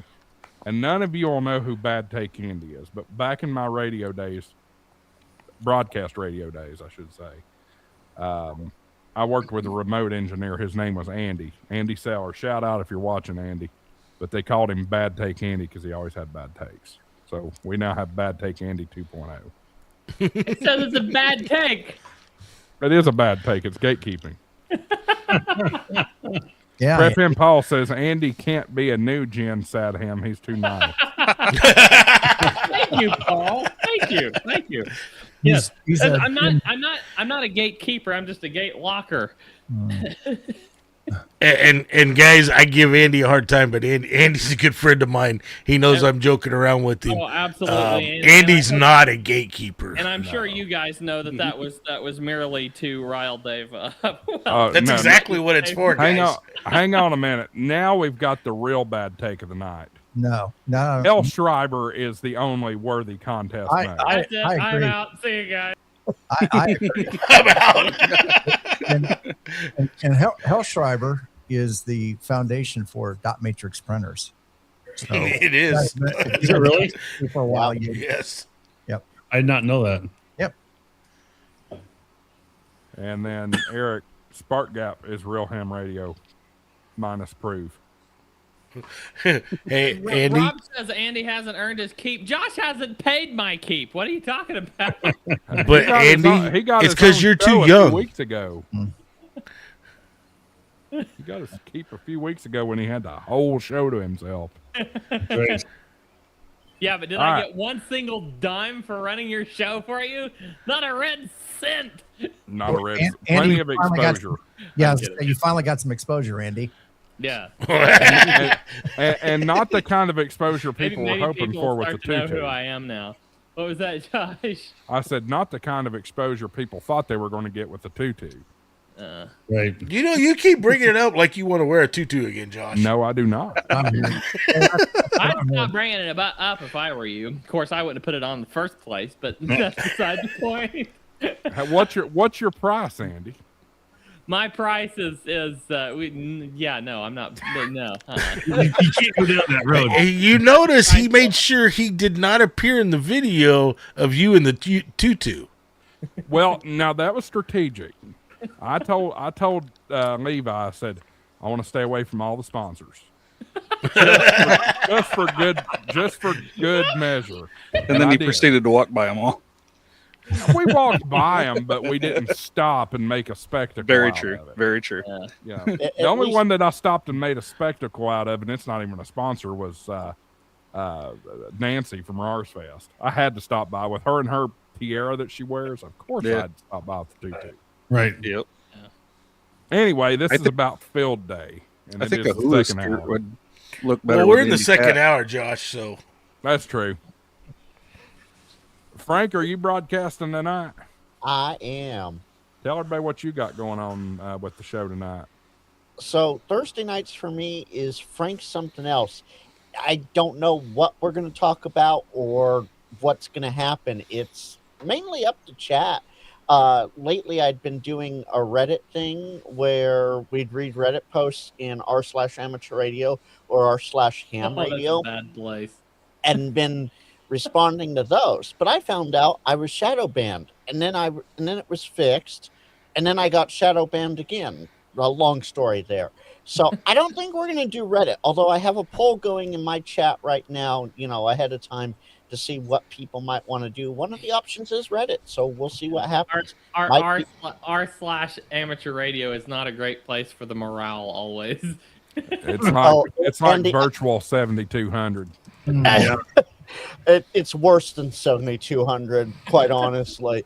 So last, not this past Wednesday, but the Wednesday before, we had Walt on the kids table, and it got a little spicy about the sad hams and the gatekeepers. And I just posted in there. I'm like, I said, wow, this video must have struck a chord, and that started a whole thread of sad hams and gatekeepers. It was fun. A couple of them corrected Tim's spelling, and then a bunch of them went, "What's with the crappy music?"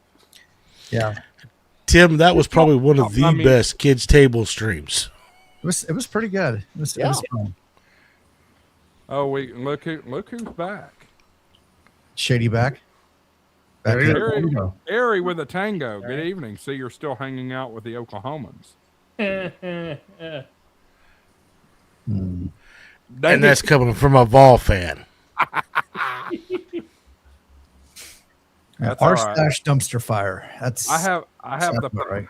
I have the power to make everybody a Vol fan. Right like that. You do? I do. I only like the orange. And Peyton Manning. I'll take Peyton Manning. Well, that's only because we have that connection. That's true. Because he came up there to Indy. That's right.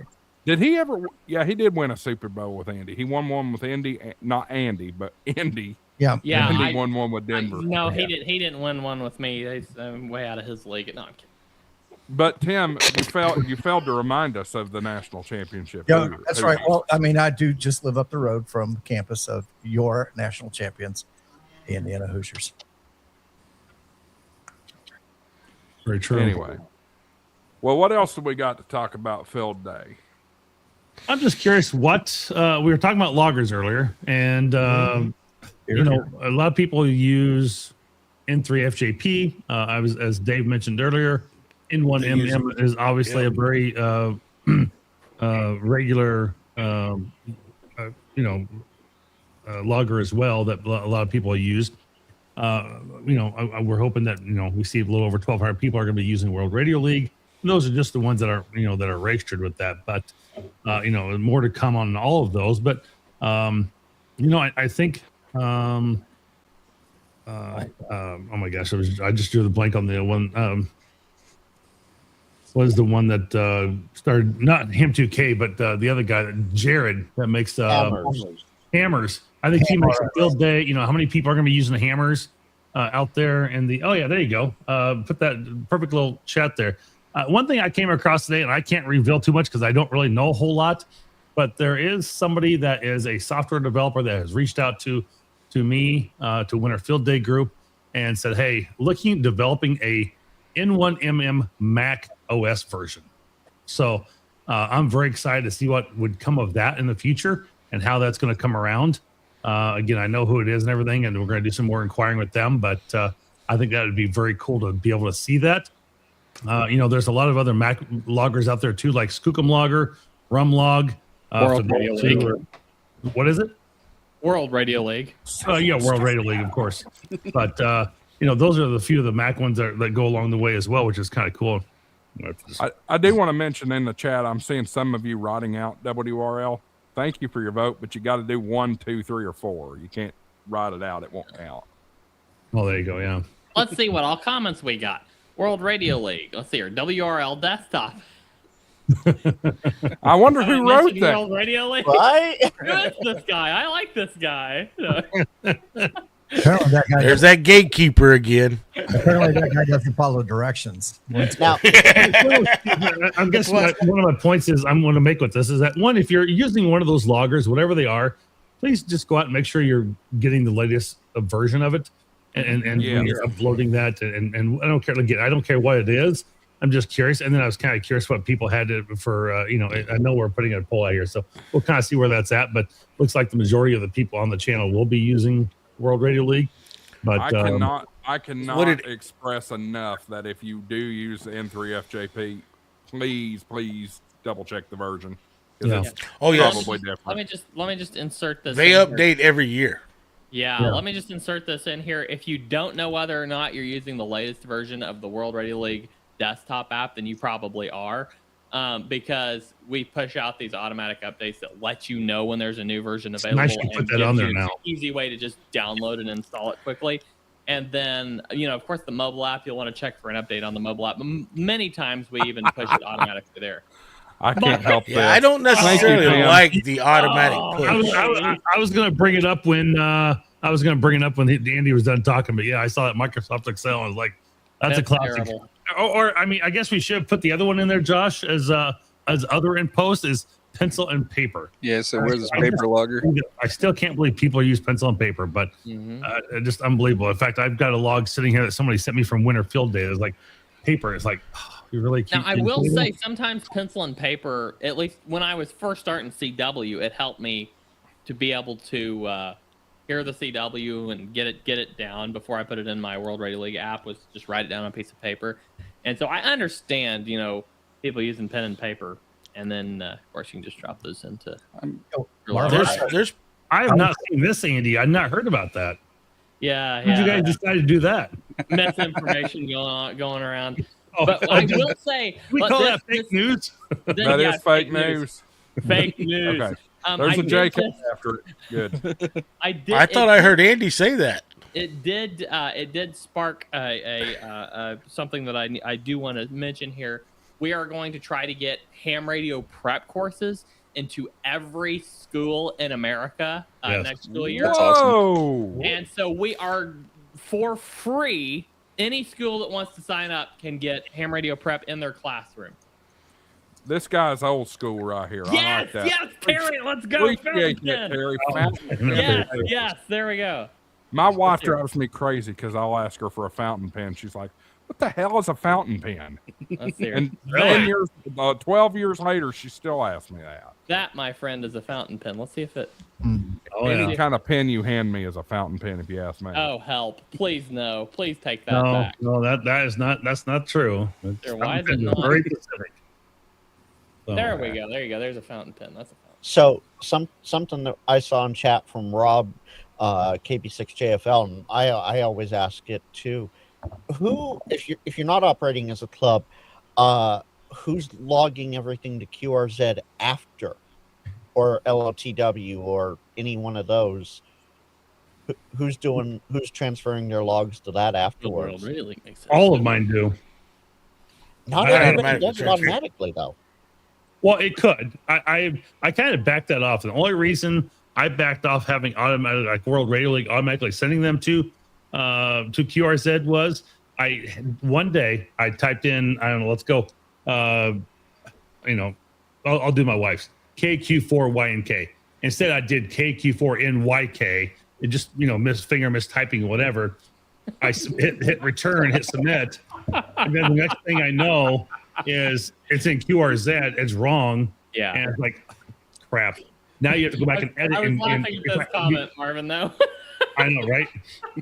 So it's one of those things that if you correct it in World Radio League, it does not update the QRZ then. So now your logging and files are off. So I don't do it until I know all my QSOs are confirmed and done, and then I will upload to QRZ. Rockets and Radio says he wouldn't have enough room. I have the opposite problem. I'd have too much. Tim would have to cover up the raccoon if he did. Yeah. So, but Marvin, that's what I'm talking about. Is who uploads after, not live, not while you're doing it live, but after the fact. I don't log I do it live. The World Radio League because they do not support multiple locations without having to jump through a bunch of hoops.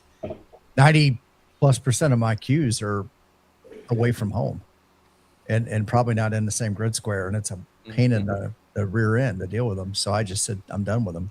That is something that I would love to see. And Andy, perk your ears up for your devs. I would love, I've got a separate log for mobile logging. Yep. So if I'm driving down the road and make a QSO, I don't want to have to go back in and change my dang location, and I have to do that. So you mean you're like literally driving when you make the contact? Yeah. Yes. Yeah. This is something that I pitched to the devs maybe about a year ago, or pitched to James and the dev team about a year ago. And I honestly think we're in a spot now where we could maybe look into that a little bit more seriously. But having a real-time updated, at least on the mobile app, location would be really cool. Yeah, I mean, in theory, I don't know anything about coding and all that nonsense, but in theory, it should be kind of a simple operation. You queue that log to track your location, and when you already have GPS tied in, right, Andy? Oh yeah, absolutely. Yeah, I mean, you can literally. That's all I do is I have to go back into the log, open up that QSO, and select edit my location, and it'll say there's an option for use my location, and it'll find it. But otherwise, it defaults to my home address. Yep.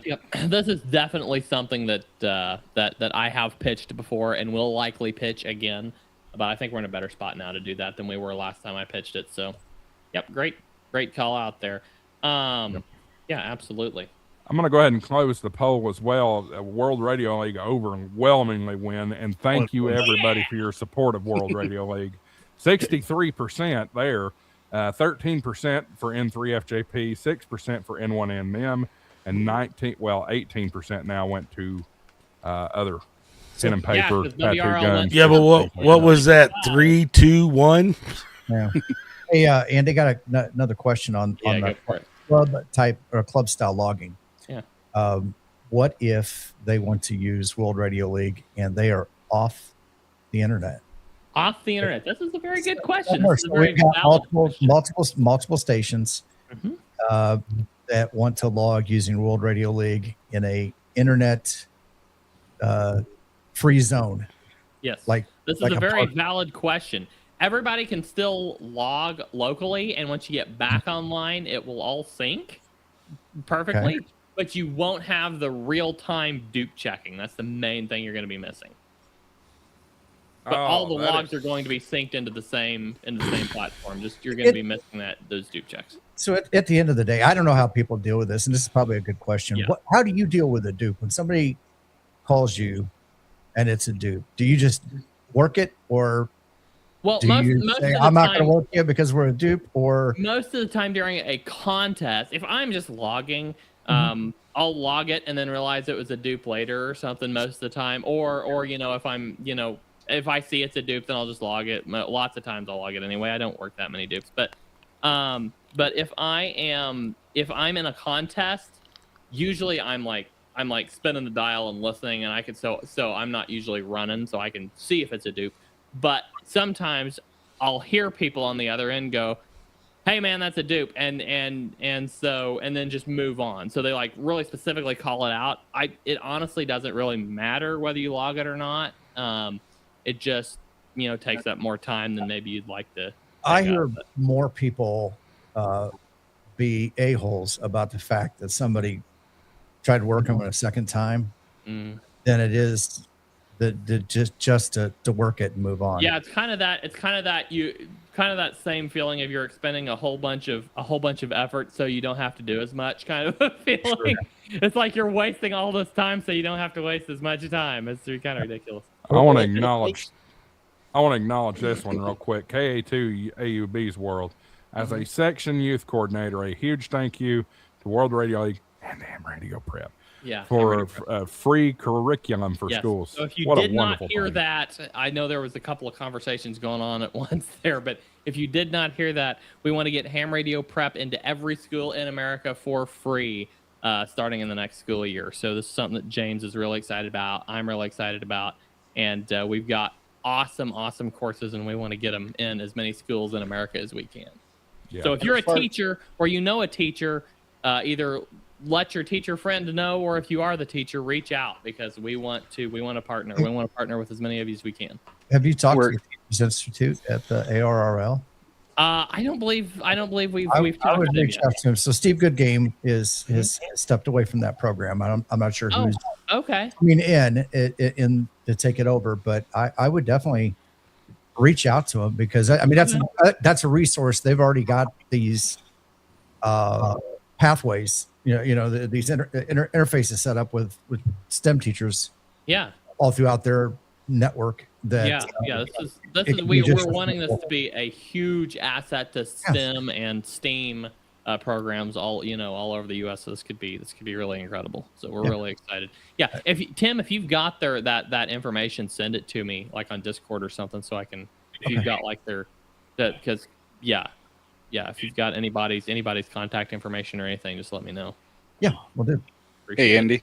Yeah. You said if teachers to reach out, is that the partnerships at hamradioprep.com? Yes, thank you. Partnerships at hamradioprep.com. Let us know that you are a teacher and what school you're with, so that we can start working on getting you set up. Mm-hmm. Are you and we're getting into the weeds here with this, but it's a very good thing to get into the weeds with. Are we only looking at secondary schools, or are we also looking at colleges and universities as well? I think James would be open to colleges and universities if he mentioned it last week. He mentioned it last week on the live stream talking about colleges. Yeah, I was trying to remember. He may have said something. I'm pretty sure, just knowing him, that he would definitely be interested in that. But yeah, just reach out if you are a college, if you are part of a college staff, reach out to us by all means. I think James would extend it to there as well. Yeah, I don't want to just speak off the cuff for him without having had the conversation, but yes, I think so. Make it a decision. I know somebody that's a college employee. There you go. I'll be in touch. Andy's giving you, Josh. Andy's giving you a definite maybe. It's Josh, it's for students and sponsors of clubs at the university level, not staff employees. Oh, I don't need it. I'm an extra, but what I'm saying is, I have connections with UTARC, AA4UT, University of Tennessee Amateur Radio Club. So I'll be in contact with them. That they're wanting to expand, and they need people to get their licenses to do that. Yeah, literally just email us and say, hey, my name is so-and-so from this school, and I have this year we're going to have these many students that could be interested in getting their license. We'll set you up. Go ahead, Tim. And you guys aren't, well, some of us are old enough to remember this. You guys need to do what Macintosh did in schools, right? They just start filtering it in early. Mm-hmm. Now Mac is huge. Mac's the king. Yep. Business world, everybody's using a Mac now. Very, very few people use Windows unless they're being forced to. It's certainly the original Apple II was started in the schools. Yeah. So I remember using one. I want to bring something in. I was just watching this evening. Actually, I should say, listen to on my way home. Is in the recent number of years since Windows 10 went to Windows 11, Lenovo being, well, I'm a partner for them, a reseller, but so I'm a big Lenovo fan, and I have been for years. But they did something very interesting when they had that switch over from Windows 10 to Windows 11. They had all these devices that couldn't be upgraded with the 2.0 TPM chip and everything. So they started taking some of those devices and putting Linux on them. And Linux is really growing in the industry. And Lenovo is now selling an option for you to be able to buy Linux or Windows. And their sales through Linux has just taken off. And I mean, it's just an upward spike. The number of people that are buying those because they're cheaper. And most people who are like Office users are using email, Teams or something like that, some type of Zoom, some type of platform to be able to talk back and have meetings with, and just some basic maybe Word, things like that, or Excel, and you can do all that through Linux very easily. Yeah. So a lot of people are moving off that Windows platform because you're paying so much for those Windows license fees. And it's unbelievable. So it was really interesting to hear them talk about how Lenovo and then now HP, Asus, and Dell are kind of starting to do the same thing, and that Windows may lose some market share out of this. So I thought it was kind of interesting that that's where it was going. Mm-hmm. Anyway, but I don't know that major enterprises that are Microsoft houses they're gonna lose the share there. Well, they may not, but it's just cool to see the upward trend of Linux coming out. So on the Ubuntu. If you want to find out more about our Ham Radio Prep for Schools program, I just put the link in the chat, hamradioprep.com/schools. You can go to that link. And something that is near and dear to my heart. Thank you, Terry. Windows does need to die. Yes. Something that's near and dear to my heart that I want to insert here, and I haven't talked a bunch to James about this either. I don't think we've really discussed it, but if you're part of a homeschool organization, I grew up homeschooled. If you're part of a homeschool organization, like a homeschool group, or you're homeschooling, but you're like through a specific school or something, that's verifiable, that we can verify is a school. Go ahead and reach out, because we can. I'm sure there's going to be opportunities for homeschool groups, homeschool we went through an academy in Tennessee. I did there was like a homeschool sponsor basically, and we went through that. And so if you're part of a homeschool group or a homeschool organization, go ahead and reach out, and we might be able to work something out. I would definitely want to talk to James about it and see kind of what direction he's thinking, but I think there's great opportunity there as well. Andy, I don't think they're required to do that. A lot of states now, I don't feel like they have to have some kind of an accredited academy backing the homeschooling at home anymore. Well, no. I'm not saying every state's a little bit. I'm just saying that from our perspective, we're going to have to be careful about people just reaching out without any verifiable anything at all. There's an easy trick to solve that, Andy. Yeah. .edu. Now that doesn't help you with homeschoolers, but elsewhere and otherwise. That's the problem. Is we're just trying to verify homeschoolers. So doesn't help you with K through 12 either. Yeah, I'm trying to come up with the best way. We have .edus. I'm trying to come up with the best way to include homeschoolers in this, and I think if you're part of an organization or you're attached to a specific school or you have a way to verify that that you're homeschooling, then we can definitely work on getting something set up that direction as well. But I'll talk to James to see kind of what he's thinking along that. Good question from W4AGI here. Would there be much of a difference between Ham Radio Prep that is bought regularly and the version that is for schools? No, there shouldn't be. It should be pretty similar. A lot of schools, from what I can tell, at least in the upper grades, are incorporating things like computers or tablets. So it should be pretty easy to get individual accounts set up. But if not, the lessons can be taught.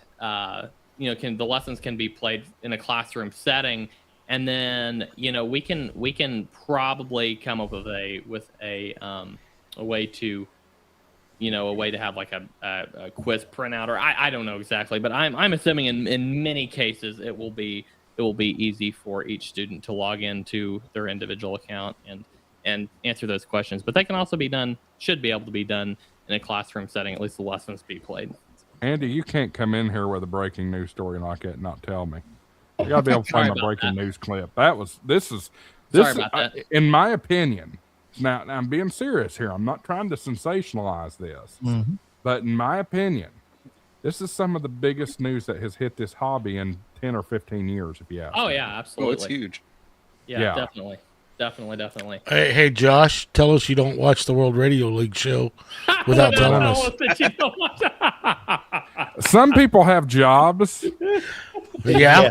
I just listen to it like I'm doing, like it's a podcast. What do I do for a living, Dave? Broadcast. Sit in an office in a school that's off right now. Wrong. I'm busier than ever in the summertime.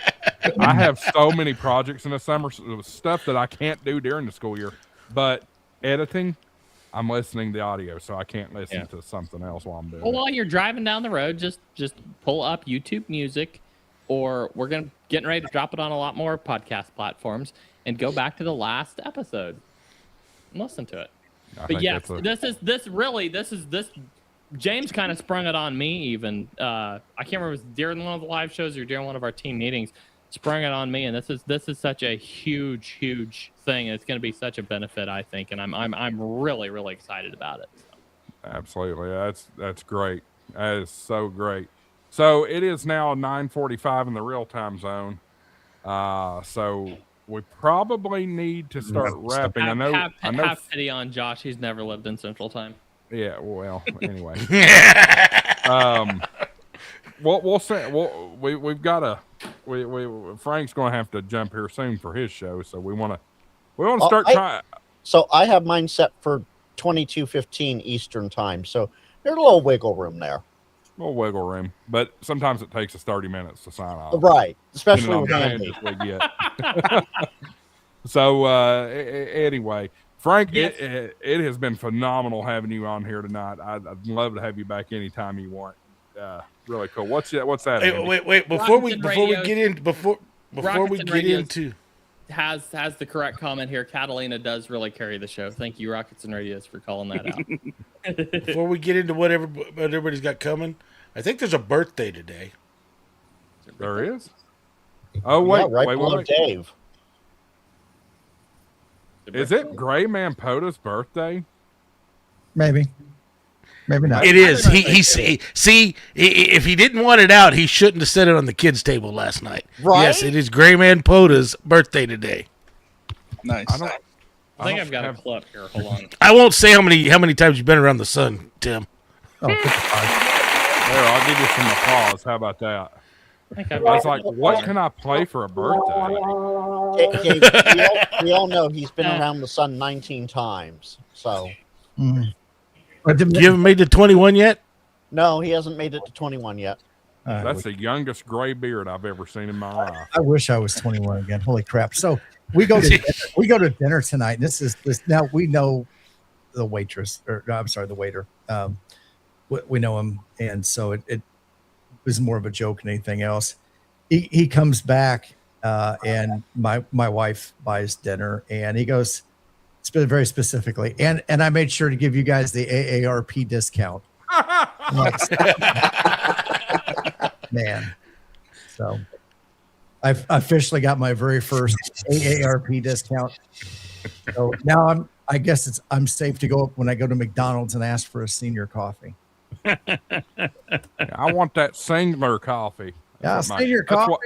That's what my mama called it. She'd walk up to we'd go to Hardee's on Sunday mornings for church, and she'd walk up to the counter at Hardee's and say, "This is for singular citizens, not senior citizens. Singular citizens." So I just wanted to give Tim a happy birthday before we got going. This sounds like a copyright strike coming. Who's doing that? Yes, it Sounds does. like an Andy. Andy sings this. He does this for birthdays on the World Radio League show. You know, we'll keep it there. I started dancing, then I realized that we weren't on the Coffee and Ham radios. If you want to see somebody dance to the show music, tune into the World Radio League show. Catalina all the time. Although our buddy Tim in Guam likes to dance to that music. I don't know how you. Are we already at the end of the show? Have we ended the show here? Not quite. Just for you. Just for you. Let's start our speaking of trips around the sun. Let's start our trips around the sun. Marvin, around Levi. Yeah, I guess you're the sun, Levi. Oh, I'll trade spots. Man, it's with just you a for now. forehead, not the sun. So I guess now we're starting with Levi. No, we start at 12 o'clock. We got to go around the clock or the sun, whatever. Marvin. Am I going first? Yeah, tell us what's up. By the way, I did want to note something that I forgot about last weekend. This week in amateur radio was on hiatus last weekend due to some things going on behind the scenes. Marvin, have you heard if we're going back this weekend, or are we off again this weekend? I'd say we're off again because of field day. Yeah, I don't think there's anything going on right now. I've not heard anything from George, so don't count on another episode of not World Radio of this week in amateur radio until next weekend. So That's that. Go ahead, Marvin. It's your turn. Yeah, so I have a couple cool things coming out. One, I had a really good podcast on Monday that was talking about field day. And if you haven't gone and listened to that, you really should. I have to admit the audio this week for some reason was a little low, which I'm not really sure why, but it is what it is. But just turn your radio up a little bit more, you'll be fine. But the interesting part I did was I decided to put a poll out there. So there's a program out there I'm looking at using that I'm asking members, and I kind of throw it on my Twitter channel as well.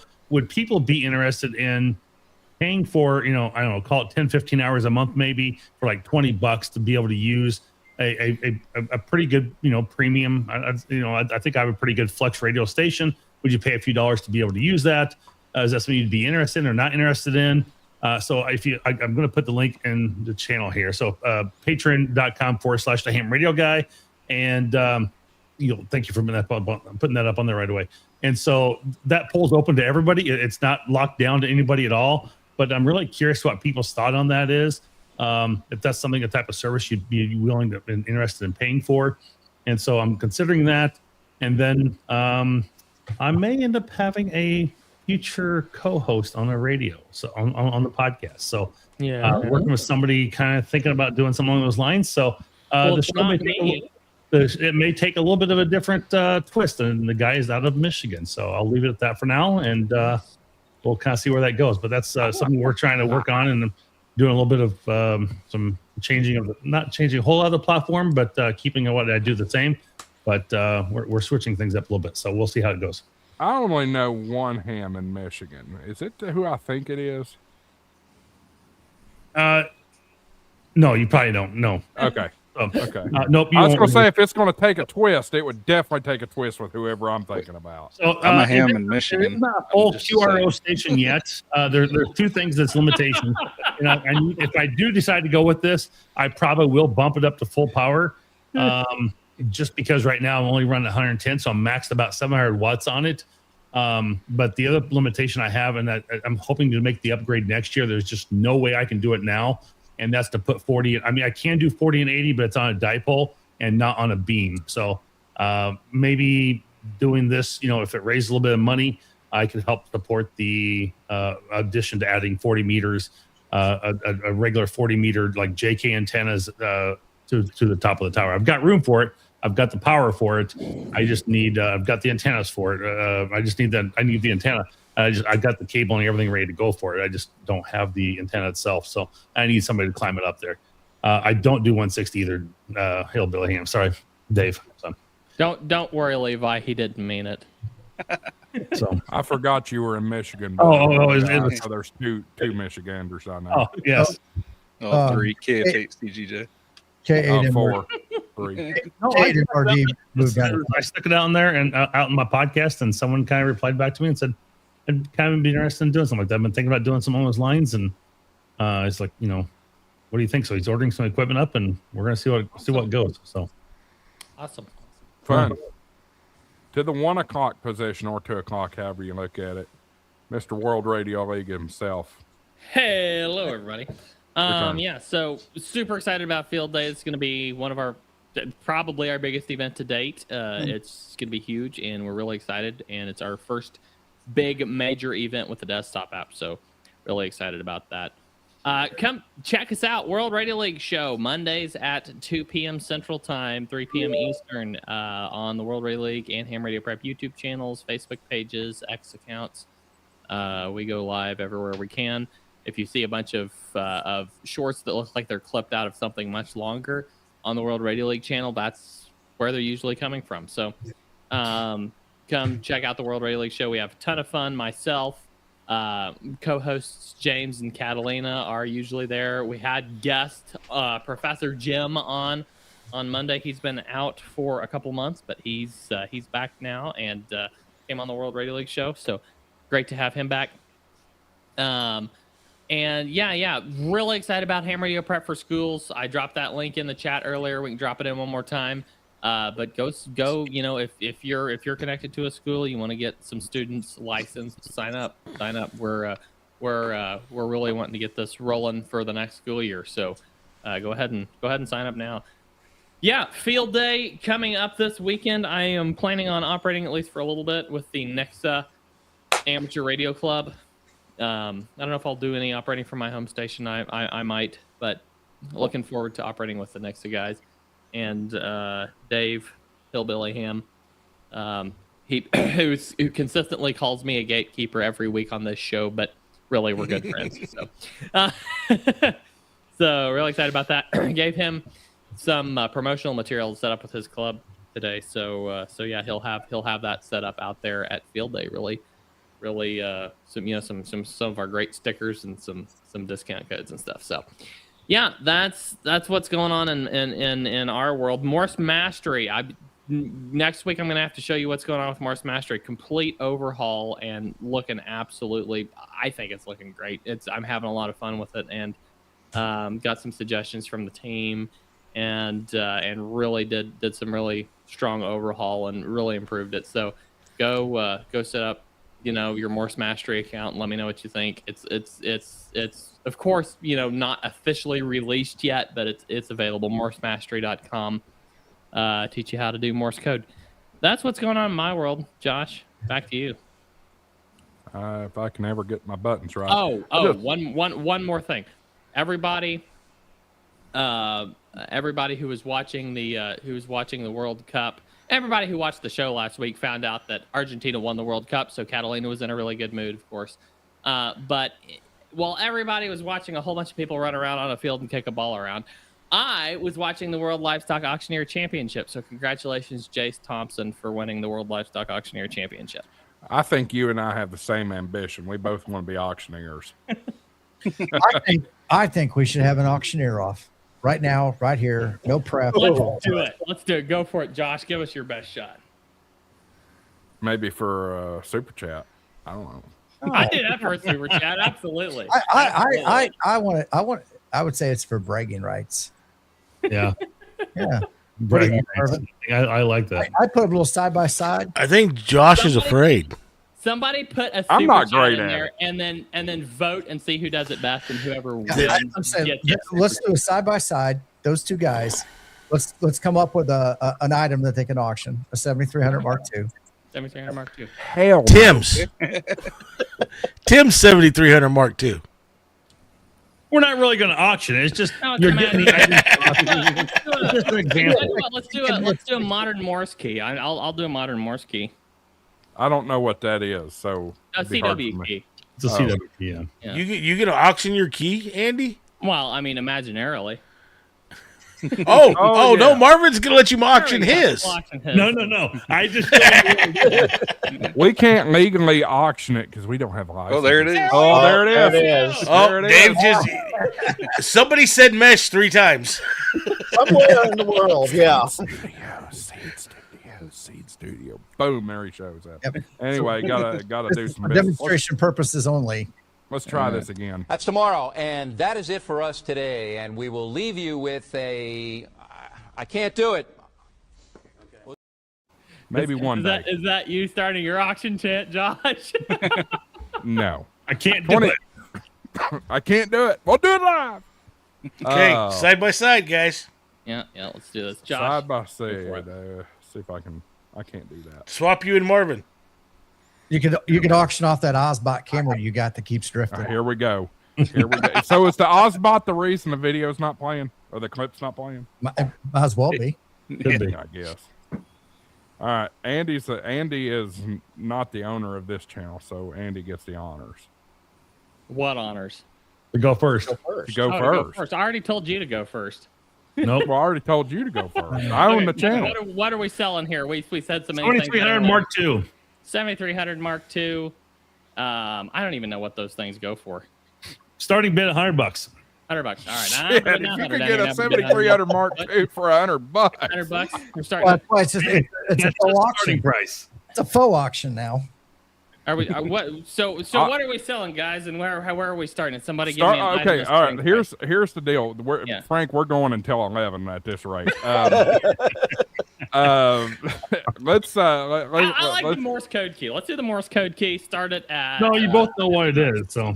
Tell you what, you guys can each pick an item of your own choosing. That way you're comfortable with what it is. I'll do that. Marvin, can you queue them up in a side by side?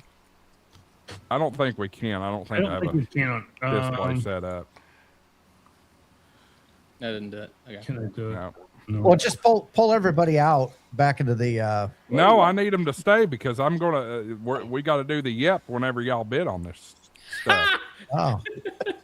Oh. Yeah. You mean okay? So we got to pull actual bids, or we're pulling imaginary bids? Yeah, you got to have something realistic to work with. He's wanting us on stage to bid. We're pulling actual bids on screen. All right, sounds good. Let's do. All right, so you want me to go first? Go. Yep. All right, I have this fine. I'm not going to sell that thing for no $20. I have this fine Morse code key here. Starting bid at let's start bid at $20. I'm gonna bid now 20. Now would have bid $5. But now 20 down here. Now would have bid 5. Now 20. Down here. Now would have bid 30. Now 30. Now 30. Now 30. Now would have bid 5. Now 5 down here. Now would have bid 30. Now 40. Now 40. Now would have bid 45. I'm at 40 here. Now would have bid 5. Now 5 down here. Now would have bid 50. Now 50. Now 50. Now 50. Now 50 here. Now would have bid 5. Now 5. Now 55. 60. Now would have bid 60. Now 60. Now 60. Now 5. 65. Now 70. Now 80. 70. 70. 70. 70. 70. 70 here. Anybody 70? Oh, 70 down there. Now would have been 5. Now 75, 80. Now would have been 80. Down here. Now would have been 75, 80. Now 80. Now 80. Now 80. Now 80. Got Rabbit at 75. Anybody bid 80? Down here. Now would have been 80. Now 80. Now 80 here. Now would have been 5. 85. Josh got Josh at 85. Hillbilly, were you? No, bidding? I'm pointing. I'm saying yeah for Hillbilly. I ain't bidding. Hillbilly was pointing. Hillbilly, are you bidding or are you pointing? No, I bid it. Josh called it. I was bidding the 80. Oh, you bid 80, now 5. Yeah, I ain't bidding I'm at on 80 shit. here now, would have been $5, now 80 here now, would have been $5, $5, now 80. It's here, a now, would've been faux 5. bid. I still ain't bidding on it. Anybody 5? $80 bid. Anybody 5? I'm at 80 now, would have been $5, now 80 now, would have been 5. Sold it. $80. Hillbilly Ham gets the key. I am not anywhere close to that. I'll take All right, Josh, go for it. Let's hear what you got.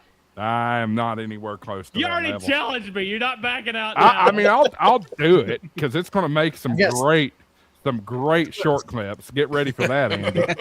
And to be fair, technically, Josh did not challenge you. I challenged you with Josh. Yep. Yeah, he took the challenge, though. There you go. All right, we've got a iPhone, whatever the hell this is, 16 Pro. 16 Pro. Who would have started doing it? 5 and a 5, and he would give me 5, and he would get 5, and he would 5. I got 5 now. 10. He'd get 10. I got 10 now 20. Who'd give me 20? 20. I got 20 now. 25. Now 25. Who would give me 25? 25. I got 25 now. 30. Who'd give me 30? 30. I got 30 now. 40. Now 40. Who'd give me 40? 40 now. 50. Now 50. Who'd give me 50? I got 50 now. 55. Who'd give me 55? Double nickels. Who'd give me 55? I got 55 down here. Who'd give me 60? 60 with Andy over there. Who'd give me 75? 75. Anybody give me 75? Yep. I don't know if that counts. There it goes. All right. 75 with the gray man down there. Who'd give me 80, 80s right here. How about 100? Who'd get 100? 100. Yeah, I can't do 100. 100 throws my mouth off. Who'd give me $100? $100 bid. Who'd make a $100 bid? Yep. Got it. Who would give me 110? 110, 10. I got 110 now. 20. Who would give me 120? 120. $120 bid. Who would give me $120? 120, 128. Sold. I don't know who was the last bidder. Andy. It was Andy. He just kept bidding himself up from 80. We all stopped. Andy kept bidding himself up. Tim went on. I told you I suck at it, but I would. You sold to me 110, Josh. You did Whatever. pretty good, Josh, overall, to be honest. Yeah. With some practice, with some practice, I think I'd be okay with it. But I can't take the time off to go to Nashville auction school. I can't. My dad became he went to auction school and good. He's so good at it. It's just unbelievable. One of the things they do to practice is they have like certain rhymes and tongue twisters. They'll say like a rubber baby buggy bumper and yes, and the Betty Botter rhyme. So the goal is to get the auctioneer to be able to say the Betty Botter rhyme in 7 seconds by the time they leave auction school. They say it at 14 going in, so 7 seconds. So it goes like this. Betty Botter bought some butter, but she said this butter's bitter. If I put it in my batter, it will make my batter better. So she bought a better, put it in her bitter batter, made her bitter. So it's better. Betty Botter bought a better. That's how that rhyme goes. You sound like one of them rappers, Andy. You should be doing some rapping. Wow. Eminem and was it Coolio that does that? No, thank you. Does the I think they call that mumble rap. There doesn't need to be more of that in the world. There needs to be less. LL Cool J has nothing on Andy. No, my favorite. I will tell you all this. My favorite auctioneer is John Corey. Korrey. Look up Blaine Lotz. Look up Blaine Lotz. Blaine Lotz is good. Didn't he just win the national competition? Who just won the national competition, Andy? The World Livestock Auctioneer Championship was Jace Thompson. Oh, Jace. Okay. Yeah. Mm-hmm. All right. Yeah. I can see Frank the smoke starting to come out of Oh, Frank's I'm ears. no, I'm fine. You keep going around the circle, Josh. Dave, you're up. Maybe Dave will do some bid calling for us. No. I just go to auctioneers and buy. Before I get going, Andy, if you bring your own key this weekend, you can use that. We do have keys there, but if you want to bring your own key, you can. Sounds good. I had some stuff show up today, so hopefully I'll get some time if it don't rain tomorrow to start working on video 3 in my series. Awesome. And then I've got field day this weekend, so I'm going to be filming for the club's channel and for my channel for field day. So that's what I've really got coming up on my channel right now, and I'm just working on this series on the ATOS temporarily with a mag mount. I did not mean to bring that up. Oops. Well, that sounds good. We lost somebody. Marvin went into the back room. Yeah. Which messed up my flow. I don't know who the hell's next. Tim would be next. Tim. Hold on. Tim was next. What'd Tim do? It's your turn. Say what. Talk about field day. Talk about what's coming up. By the way, how's your park? Has it reopened or anything yet? Kinda. I actually I went out tonight and I have a 360 and it's the 360 camera, so I threw it up on top of the truck. And so the entrance is cleaned up a bit now. You can get in and out, but there's a road that peels off to the side that goes down, and it basically the entire length of this road is in the path of the tornado.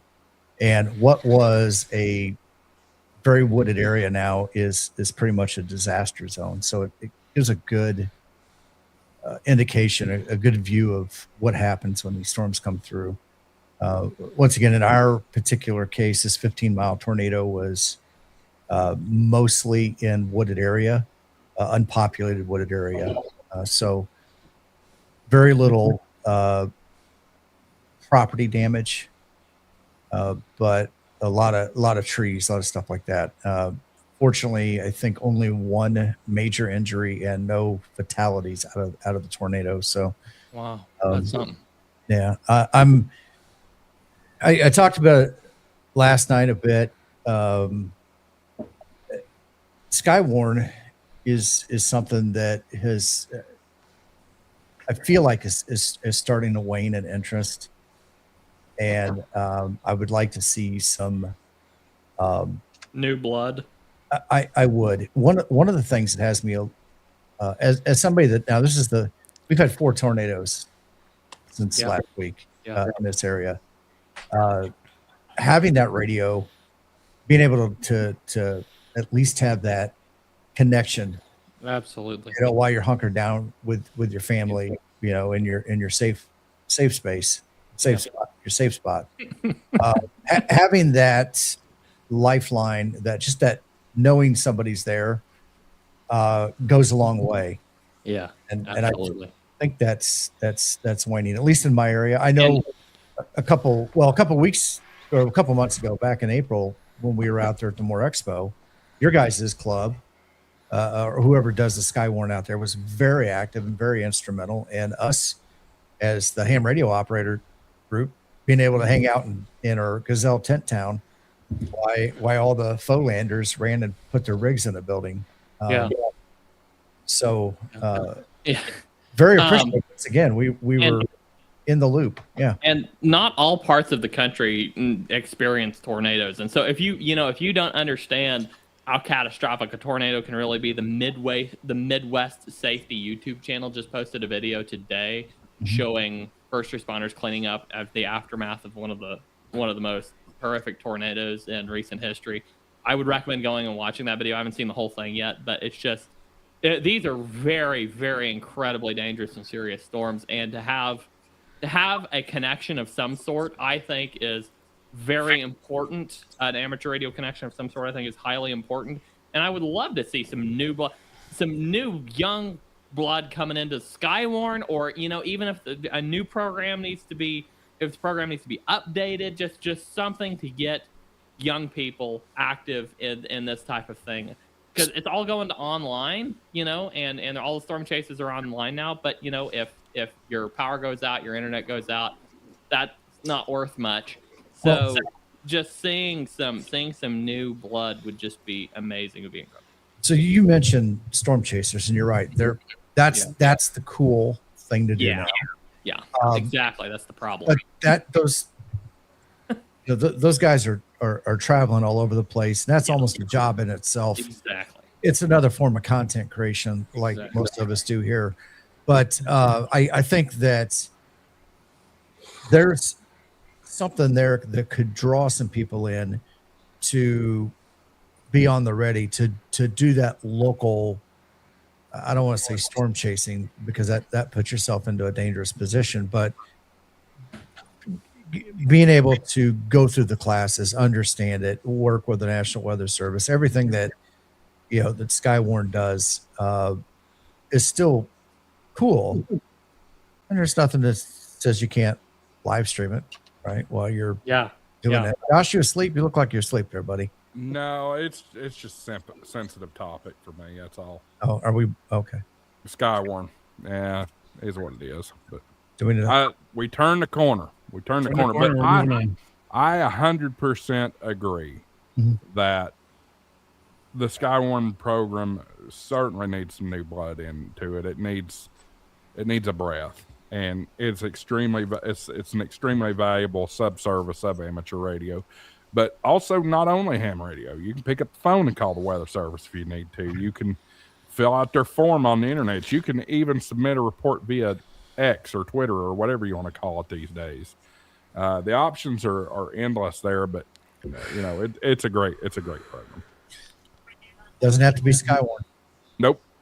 It sure doesn't. It could be another. Yeah. Even if something new was started to around here, Skywarn's pretty active around here, and I'm glad for that. But I still think we need a lot younger blood starting. I guess you're not paying attention, Andy, to a lot of the people that are getting involved with Skywarn here. There's a lot of young blood in Skywarn. Awesome. We need that. We need that desperately. I haven't been listening to it for the past couple of weeks. That's really awesome. One of the issues that you always run into is people who, in the middle of a tornado warning, will get on and say, "Hey, it just started raining at my house." You always have those kind of. But I think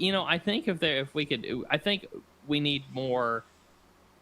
We need to bring more attention to the program so we get new blood in it, and so that they know how to act once they get there. Yep. All right, let's move on over to Rabbit. What you got coming up? Finishing up my ham radio car show series that I started at the beginning of this week. Local club did a car show last week, and I did interviews with each of the members that were willing. So I'm finishing that up tomorrow. Next week, I'm going to start a MCOM series, working with the local areas group about preparedness and some different means you can do setups in the field, kind of piggybacking off a field day. Myself, Dave, and Tortoise got a little friendly competition going on. See who can get to 500 subscribers first on YouTube. And then when one of us hits, we're gonna do a giveaway. So trying to reach the goal. If you don't follow me, if you feel inclined, come follow me. Trying to beat Tortoise and Dave to 500. I don't think it'll happen, but I'm hopeful. But other than that, that's all I got going on. I appreciate the opportunity to come on the show again. Always, it's great to have you. And we threw out that link. Everybody go check out Rabbit Ham channel and hit that subscribe button. Give him a little boost. And you don't want Hillbilly Dave to win this thing. let's be real about it. Well, they do if they want me to add to their giveaway. Well, fair. And I think they've had a head start even to Tortoise and Rabbit as well as getting subs. So yeah.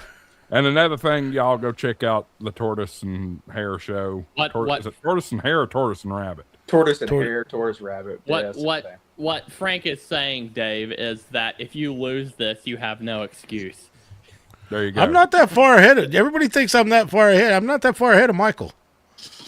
Yeah. Well, all I know is there's 51 people watching, and if you're not already subscribed to one or all of those guys or these guys that are all around me, go do it, people. Come on. We all appreciate it. Yeah. Yep. Yeah. And as we've been going around, I've been dropping links for all the channels. Thank you, Frank. Yep. I saw that. That's all you doing. Thank you. That's one thing I like about Frank. He's doing so much work. He is. Everybody here probably watches Ham Radio 2.0. I think Frank is my version of Tank Radio. Frank got everything going in the Frank does that background. on all of our streams. Frank is does like that. producer extraordinaire. He's like Josh, there's a behind reason. all the things. There's a reason everybody named him Frank Bot. I'll give you a little secret, Josh.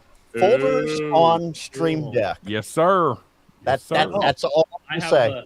I have the Logi No options. wonder you're doing that so quickly. And it's like, I was wondering how you're doing that so quick. You got it all pre-programmed on there. Yep. Marvin, it gets bad. I have Rockets and Radios, Car, Prep Ham Paul, Kids Table, HRCC, Ham Shack, FEP Labs, and then if I go all the way to page 5, I also have Temporarily Offline. I need the So- WRL and HRP ones on there, Frank. What you doing, man? Oh Lord.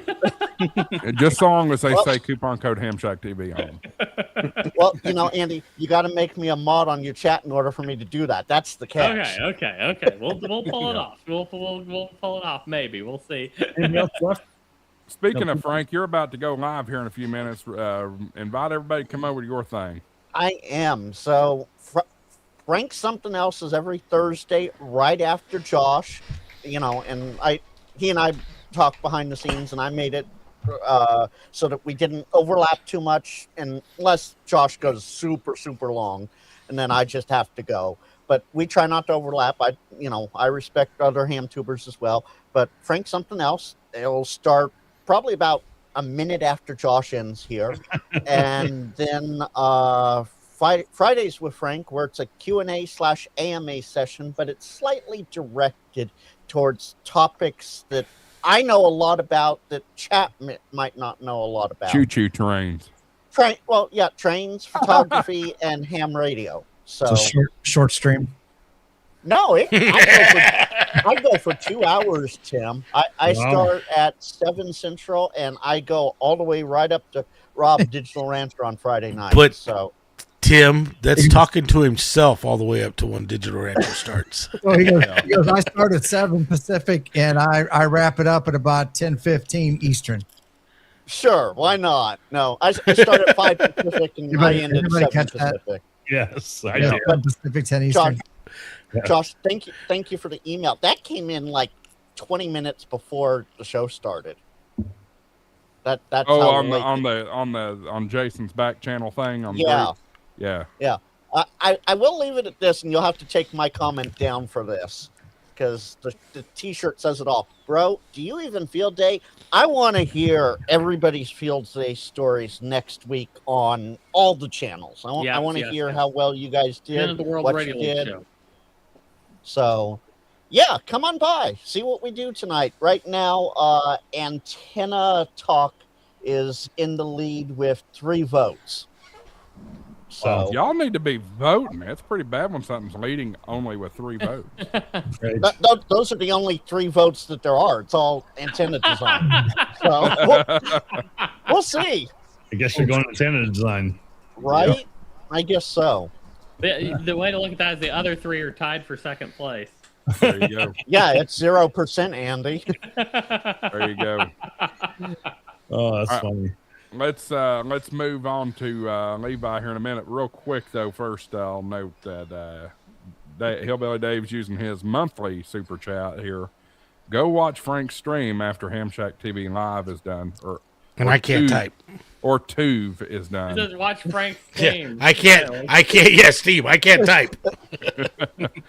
Levi, Dave, your turn. I deal with diesel engines, not steam those are engines diesel like engines, Dave. 4014. What are you talking about? They're diesel engines. That's what I was thinking. Your turn, Levi. Hit it. I don't know about the next week. I don't even want to think about it because I got to go back to work. But this weekend, I am excited. I'm just revved up for field day. I've got the pork off the smoker now, and it's in the heating cabinet for the night. That's what I smell. Right? Yeah, it was looking good too. But yeah, I'm just excited to get out, play with some new toys. Hopefully, draw the interest of a couple people that don't know what we're doing, and teach them something, and maybe get another person or two hooked into the hobby. So it'll be a great time with my club. I just screwed that all up. But anyway, my club's going to be out there, WD8KAF. It's the Branch County Amateur Radio Club. If you're in the area, come see us at Memorial Park or at the airport. We'll be in both locations. So that's about it. I'm just ready to go for field day. Awesome. It's going to be a great event there. Couple of monthly super chats there. KY4TRK using the last shot of posting this, and then Frank just says it's that slow southern draw that sends the stream into overtime. Troy over on my channel. Nice. Yeah, chat's been going for about a half hour over there, and they know better, but hey, it's going. That's the good part. Yeah. All right, let me do a couple of things, and we'll wrap this thing up. All right, then last We should stream just of the all go join Frank on his stream now and just keep the thing running. last stream. I am going to drop out of here, so see you guys. And See you, Frank. Thanks, Frank. Thanks for Come joining, back Frank. anytime, Frank. Thanks for joining. 5 super. This is the last stream of the month, so 5 free channel memberships just went out from me to you. Test, and do. I think 285. Comms check KC6RDF. Draw Gilwedden. Okay. Shinokery. Boy, it could have gave me the hardest freaking names it could tonight. And Orlos 3J. Congratulations, y'all have early. That's awesome. You definitely clip that, please. Tell Vizard. And then Gray Man Poda with his monthly super chat. I will take my birthday subscriptions on my channel. There you go. Go subscribe to Gray Man Poda. Yes. Absolutely. Absolutely. Wish him a happy Great. birthday. Listen, if I ever said anything, I'm going to say this. Gray Man should have more subscribers than I should. Just saying. I mean, he's been doing this a lot longer. He's worthy of it. Go subscribe to Gray Man Poda for sure. He goes live every Sunday morning. Sunday morning in the park. He does. 9 Eastern. The real time zone. That's right. Anyway. Down the all right. street, Sad, folks. home of your national champions, the Indiana Hoosiers. I never talked about my field day plans, at least on the stream. I have it in a separate video, but let me. Are you gonna be one Delta? Here. Yes, one Delta. So I am running my own thing right here in the shack. I'll probably be live streaming some of this too.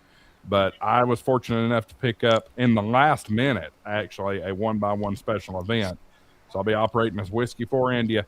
I will not be running the whole time. Unfortunately, I've got too much family You know what stuff. you need to do, Josh? You need to get you need to have your wife, your daughter, both make a contact under your call sign AA4WX and count them as GOTA contacts. That's not a bad idea, actually. That's not a bad idea at all. But anyway, I will be running with Whiskey 4 India. Probably do a little FT8. Probably do mostly single sideband. So come find me. I probably will be in the overnight hours more than anything. Again, I've got too much family stuff going on this weekend, and yeah. So come work me, Josh. I just read here in the contest rules that you can't live stream. That's horseshit. Yep. I've live streamed for years.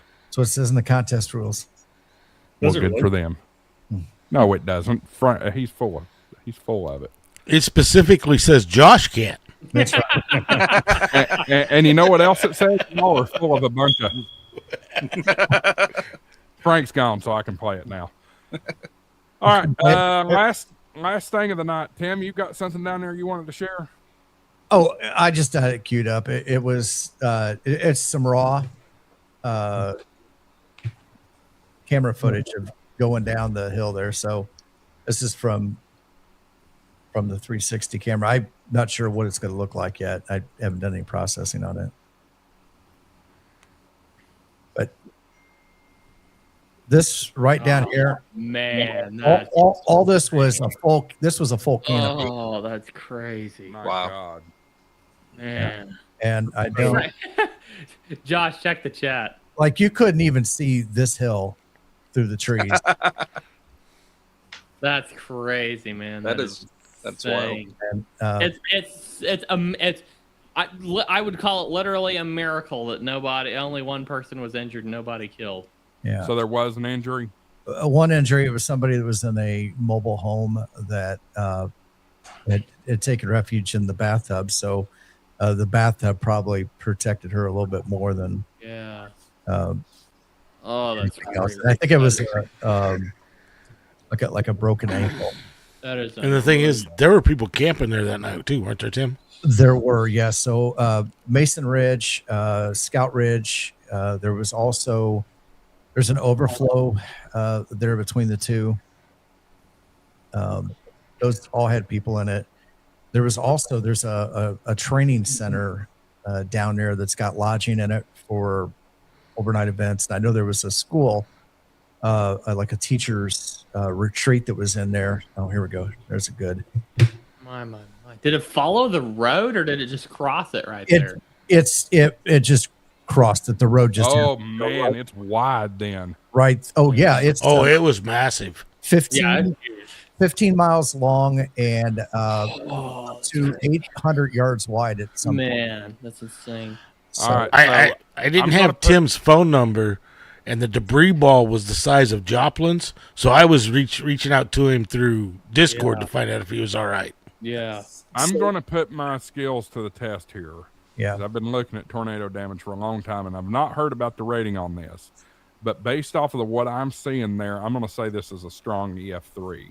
What did they rate it, Tim? They rated it last I heard EF2. I don't know if that's been downgraded. Yeah.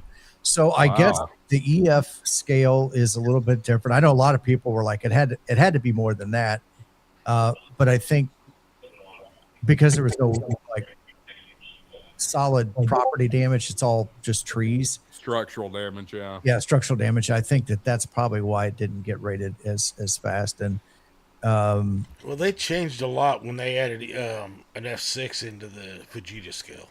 Yeah, they have never added an F6. Yes, they did. No, they have not. That's been hearsay for years because F5 is, I forget. I think it's 250 plus. Yeah. So I'm gonna double check that, but I think that's hearsay. Come on, cue up. It is a theoretical and inconceivable category for tornadoes. That doesn't tell me if it's an official thing. It doesn't. Yeah, it says theoretical and inconceivable. That's not. Yeah, that's inconceivable. Here's look, here, you see all this, like I said, these were all standing trees. This what I said this time last week. Josh, I caught a reference, but I'm sure it was a completely different reference than you were referring to. Princess Bride. Yeah, it's totally different. Yep. And yes, Josh, there's never been one confirmed. I was being a smartass. Oh, okay. But they did redo the Fujita scale.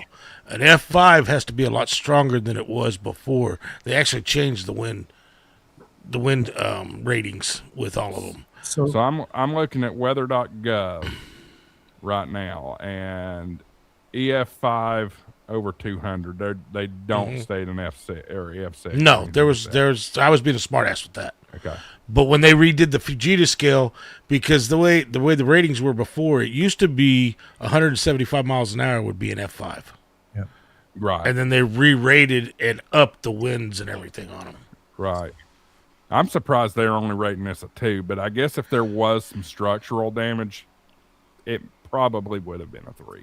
Yeah. So as you can see here, it kind of skipped over the field and then went right into the other side and just continued on. So we were on the tail end of this, the last 3 or 4 miles. Who is doing that? Not me. No. But now that we're getting down and you're seeing the storm go off to the right there, this is this is what the area looks like normally without the storm. So wow. Quite a bit different. As we get out of the storm damage now. So this is what that area used to look like. That's crazy. Yeah.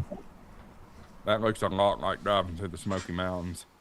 Well, we do have Nashville here, Nashville, Indiana. Not quite the same as Nashville, Tennessee. It's a little better, a little easier to get around. It is a tourist trap, though. Right. Yeah. But yeah. All right. Well, thanks for sharing, Tim. Yeah, definitely. Good stuff. Good stuff. Let's put a pin in it, fellas. It's time. Yep. So appreciate everybody watching. It was a great turnout tonight. Great amount of super chats. Glad y'all came in clutch at the end of the month when it's been kind of a dry month. Anyway, we will see you all next week. We will do a wrap up. I'm going to open the floor to everybody, so the door will open to anybody that wants to join the stream. I want to hear your field day stories. I don't want you coming in here just to hang out. Come tell us your field day stories. We'll see y'all next week. 73, everybody. We will work you on the air on Saturday. The old field day on the air. Got everybody. And you know what? I got to do it. Money isn't everything. It's the only thing. And everyone has a price for the $1 Million Man. All right. Thanks for watching, everybody. Hit that like and subscribe on all of these guys' channels. We will see you next week. 73.